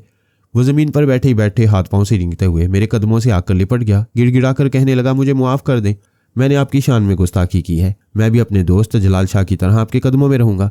मैंने झुककर दोनों को कदमों से उठाते हुए कहा, ये क्या करते हो, उठो, मुझे गुनाहगार न करो, मैं अल्लाह ताला का एक आजिज़ बंदा हूँ। कमांडर बेग ने कहा, आपकी जज्म कमाल है, आप बराह करम मेरे इलाके में चलें, मुझे मेज़बानी का शरफ बख्शें। मैंने कहा, तुम खुद अपने इलाके में नहीं जा सकोगे, फिर मुझे वहाँ कैसे मेहमान बना सकोगे? वह हैरानी से बोला, क्या ये आपका इल्म कहता है कि मैं वापस नहीं जा सकूंगा? मेरे रास्ते में कैसी रुकावटें हैं? बज़ाहिर कोई रुकावट नहीं, लेकिन हालात तकाजा कर रहे हैं कि कल सुबह तक तुम्हें काबल में होना चाहिए। वहाँ का हुक्मरान गिरोह तुम्हारे एक ख़ास आदमी अदनान बारी को ख़रीद रहा है। अगर वो उनके हाथों बिक जाएगा तो काबल में तुम्हारी पोजीशन कमज़ोर हो जाएगी। वो मेरे दोनों हाथ थाम कर बोला, खुदा की कसम, आप खुदा के सच्चे बंदे हैं। 12 घंटे पहले मेरे मुखबर ने बताया था कि मेरा मोतमंद ख़ास अदनान बारी एक दुश्मन हुक्मरान से मुलाकात करने वाला है। मैंने उस पर शुबा नहीं किया, मगर आपकी दी हुई खबर से, आपकी मालूमात से मैं इनकार नहीं करूँगा। मैं काबल ज़रूर जाऊँगा और आपके साए में रह कर जाऊँगा। मेरे साथ ज़रूर चलो, लेकिन मैं मुस्तकिल तुम्हारा मेहमान नहीं रहूँगा। जब चाहूँगा, जहाँ चाहूँगा चला जाऊँगा। उसने अपने वफादारों को हुक्म दिया कि हमारे पीछे आएँ, हम काबल जा रहे हैं। इसके बाद हमारा काफिला चल पड़ा। उसने रास्ते में कहा, आप मुझ पर नज़र करम रखेंगे तो मैं मौजूदा अबूरी हुकूमत में एक बड़ा ओहदा हासिल कर लूँगा। वो अबूरी हुकूमत में एक मुशीर की हैसियत से था और सदर का ओहदा हासिल करना चाहता था। मैंने कहा, तुम्हारी पोजीशन इतनी मजबूत है कि तुम 2 पार्टियों की हमायत हासिल करके अपना मकसद पूरा कर सकते हो। खुदा आपका भला करे, आप दुरुस्त फरमा रहे हैं, लेकिन किसी पार्टी से गठजोड़ नहीं हो रहा। अगर आप चाहें तो मेरी मुश्किल आसान हो सकती है। मैं पहले ही कह चुका हूँ, अपने इल्म से मालूमात फराहम कर सकता हूँ, लेकिन किसी मामले में अमली हिस्सा नहीं ले सकता। आप मुझे ऐसा रास्ता दिखाएं जो मुझे कामयाबी की तरफ ले जाए। तुम सबसे पहले अपने मोतमद खास अदनान बारी को दूसरी पार्टी में जाने से रोको, वरना वो दूसरी पार्टी मजबूत हो जाएगी। मैं उसे हर हाल में रोक लूँगा। तौबा खानम का भाई हातिम शहरयार ज़बरदस्त सियासी मदारी है, अमेरिका और फ्रांस का खुफिया नुमाइंदा है। उसकी कोशिश यही रहती है कि यहाँ खाना जंगी रहे, कोई मजबूत हुकूमत कायम ना हो, और जब भी कोई हुकूमत कायम हो तो उसके ज़र खरीद सियासतदान ज़रूर उसमें आला ओहदेदार रहा करें। हजूर, आप तो अंदर की वो बातें जानते हैं जो कोई जान नहीं सकता। मैं इसीलिए खानम को यरगमाल बनाना चाहता था, उससे शादी कर लेता, उससे इज़्दवाजी रिश्ता कायम कर लेता, हातिम का बहनोई बन जाता तो वो मुझे इक़्तिदार की ऊंची कुर्सी तक पहुंचा देता। कमांडर बेग, तुम्हारी किस्मत अच्छी है कि तुमने तौबा खानम को हाथ नहीं लगाया है, इसलिए अब तक तुम पर तबाही नहीं आई है। मेरा मशवरा है, उससे दूर रहो और कोशिश करो कि उसकी सूरत ही ना देखो, इसमें तुम्हारी बेहतरी है। मैं आपकी हदायत पर अमल करूंगा। क्या हातिम शहरयार से किसी तरह दोस्ती हो सकती है? उसने मेरे भाई को कत्ल कराया था, मैं खून मुआफ़ कर सकता हूँ। उससे दोस्ती करने के लिए कुछ भी कर सकता हूँ। भाई का खून मुआफ़ करोगे तो दोस्ती हो सकती है। कुछ अर्सा पहले कमांडर बेग को अपना भाई अजीज़ था। उस वक्त उसे हातिम शहरयार की ताकत का सही अंदाज़ा नहीं हुआ था। अब ये बात वाज़ेह हो रही थी कि हातिम शहरयार की पुश्त पर कितने बड़े ममालिक हैं। उनके ज़रिए वो अफ़गानिस्तान में बादशाह साज या बादशाहगर बन गया है, जिसे चाहता है बदलती हुई हुकूमतों में बड़े ओहदे पर पहुंचा देता है। इन हक़ाइक़ के पेश नज़र अब खून का बदला खून नहीं रहा। वो भाई के कातिल से दोस्ती करने पर आमादा हो गया था। हमारी गाड़ी के आगे पीछे कमांडर बेग के वफादारों की गाड़ियाँ थीं। हम एक दूसरे से काफ़ी फासले पर रवां दवां थे। उन्होंने एक तवील जंग लड़कर इसी अंदाज से सफ़र करना सीखा था। अपने आका को दरमियान में रखकर आगे पीछे चलते थे। काफिले के इस दस्तूर ने हमें बचा लिया। अचानक आगे जाने वाली गाड़ी एक धमाके से उड़ी। वफादारों की चीखें गूंजने लगी। ये पिछली गाड़ी के वफादार चीख रहे थे, वरना अगली के तो चीथड़े उड़ गए थे। हम भी दरवाजे खोलते हुए बाहर छलांगे लगाते हुए सड़क के 2 तरफ ढलानों में लुढ़कते चले गए थे। वो शामत की मारी अगली गाड़ी बारूदी सुरंग पर से गुजरते हुए सवारों समेत फना हुई थी। इसके साथ ही पता नहीं कहां कहां से फायरिंग होने लगी थी। मैं और कमांडर बेग नशेब में पहुंचकर जमीन पर औंधे पड़े रहे। जरा सी हरकत से कोई गोली हमें लग सकती थी। एक अंदाजे के मुताबिक जहां हम पड़े हुए थे वो निस्बतन महफूज जगह थी। पीछे वाली गाड़ी में भी ग्रेनेड का धमाका हुआ, वहां से भी शोले उठने लगे। उसमें बैठे हुए वफादार कुछ मरे, कुछ जख्मी हुए। हमला करने वाले बड़ी सोची समझी प्लानिंग के मुताबिक हमारे आगे पीछे के हिफाजती दस्तों को ख़त्म कर रहे थे। ये उन्हें फरार होने पर मजबूर कर रहे थे। कमांडर बेग बुड़बुड़ाया, ये कमबख्त कौन हो सकती हैं? मैंने कहा, तुम्हारे दुश्मन हो सकती हैं, मेरा तो यहाँ कोई दुश्मन नहीं। दूर एक दरख्त के मोटे तने के पीछे से किसी ने मुकामी ज़ुबान में कहा, जलाल शाह, हम तुम्हें नुकसान नहीं पहुँचाएंगे। तौबा खानम और पाकिस्तानी सहाफ़ियों के साथ खुली सड़क पर आकर खड़े हो जाओ और कमांडर मसूद बेग, तुम्हारे जितने बदमाश जिंदा रह गए उनके साथ तुम भी सड़क पर आ जाओ। जिसके पास असलहा नजर आएगा उसे गोली मार दी जाएगी। उसकी बातों से अंदाजा हुआ वो हमला करने वाले भी तौबा खानिम के बीमार आशिकों में से हैं। उसने दरख्त के पीछे से हुक्म दिया, फायर। इस हुक्म के साथ ही फायरिंग होने लगी। कई सिमतों से गोलियां चल रही थी। फिर एकदम से खामोशी छा गई। उस शख्स ने कहा, चूहों के बिलों से निकलकर सड़क पर आ जाओ, ये आखिरी बार कहा जा रहा है। हम जमीन पर से उठ गए।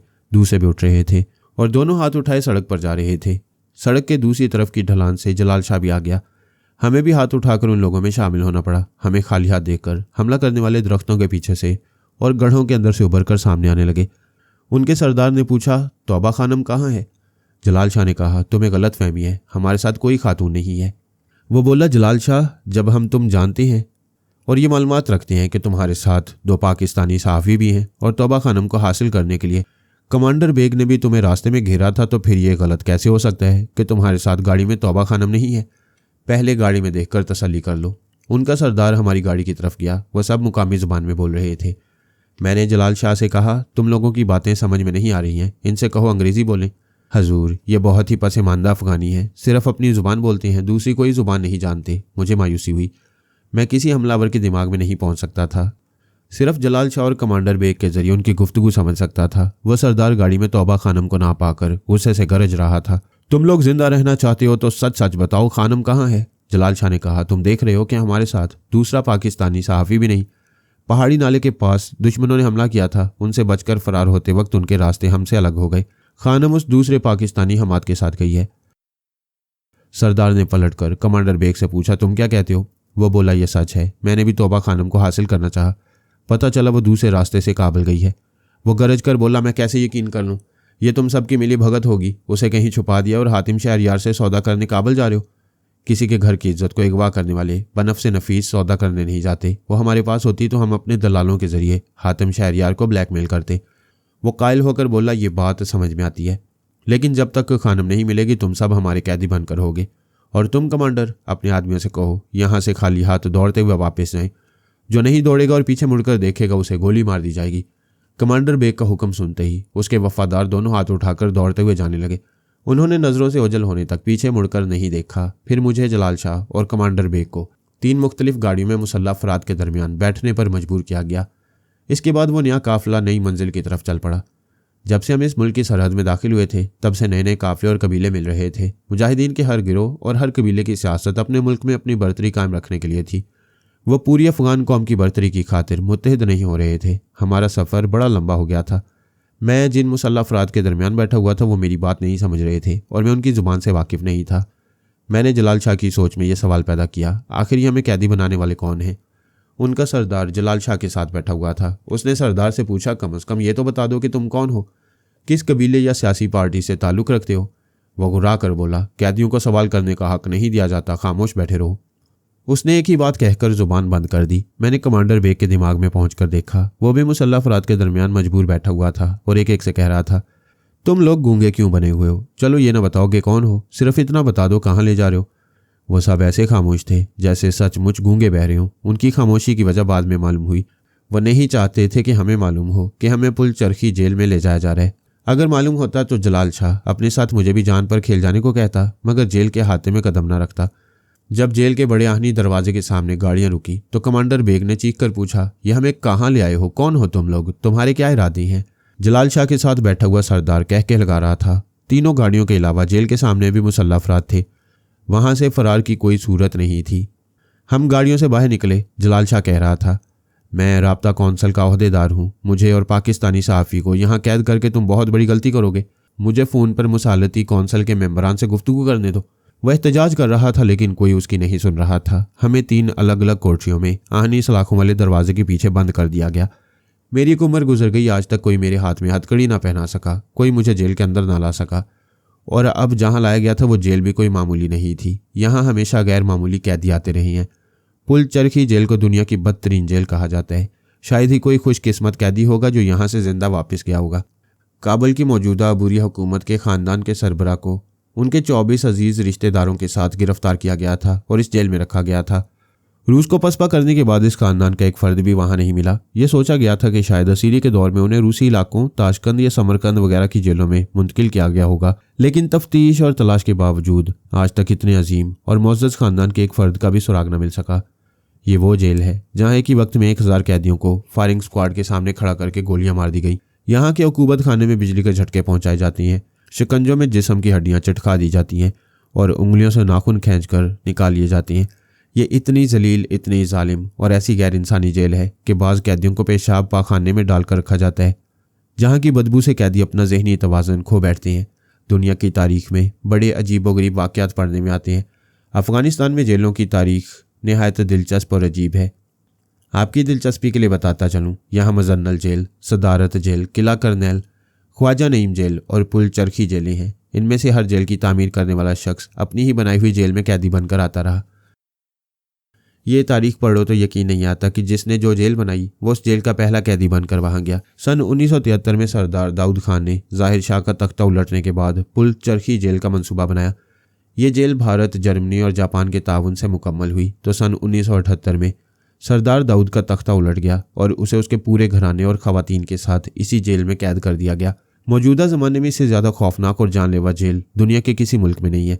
बड़े बड़े बदनामे ज़माना मुजरिम इस जेल के नाम से कांप जाते हैं, लेकिन मेरे लिए जेल और किले की पथरीली चट्टानी दीवारें क्या मायने रखती थी। मैं वहां कदम रखते ही रिहाई का रास्ता निकाल लेता, लेकिन मैंने सब्र किया। जबरन यहाँ कैद किया जाता तो मेरी तौहीन होती।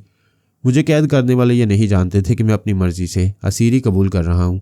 कोठरी का दरवाज़ा बंद हो गया, उस पर ताला लगा दिया गया। मैंने एक जगह बैठकर पारस को मुखातिब किया और अपने हालात बताए। इस वक्त दिन के 10 बज रहे थे। वो काबुल पहुंच गया था। खानम की आबाई हवेली में क़याम पजीर था। उसने कहा, पापा मैं अभी पुल चरखी जेल की तरफ आता हूँ। नहीं बेटे, हम दोनों पिछली रात से जाग रहे हैं। तुम नींद पूरी करो, मैं भी सो रहा हूँ। क्या जेल में सोएंगे? हाँ, ऐसी जगह हज़ारों लाखों इंसान होते हैं। मैं भी इंसान हूँ, सो सकता हूँ। लेकिन पापा, आप पुल चरखी जेल की जुल्म सितम से भरपूर हिस्ट्री पढ़ चुके होंगे। हाँ, मगर जेल वालों ने मेरी हिस्ट्री नहीं पढ़ी है। मैं अभी हुकूमत पाकिस्तान और फ्रांस को अपनी असीरी की इतला दूंगा तो यहाँ की अबूरी हुकूमत मुतज़लज़ल हो जाएगी। मैं जेल से बाहर आ जाऊँगा, एक अहम सियासी शख्सियत तस्लीम किया जाऊँगा। और मैं अभी ये नहीं चाहता। हम यहाँ सिर्फ बड़े लोगों में नहीं, आवाम में भी रहेंगे। ऑल राइट पापा, नींद से बेदार होने के बाद रब्ता करें। सो फार। मैंने दिमागी तौर पर हाजिर होकर नीम तारीख कोठरी को देखा, मुस्कुराया, फिर आंखें बंद कर ली, दिमाग को ज़रूरी हदायत दी। इसके बाद गोया कांटों के बिस्तर पर सो गया।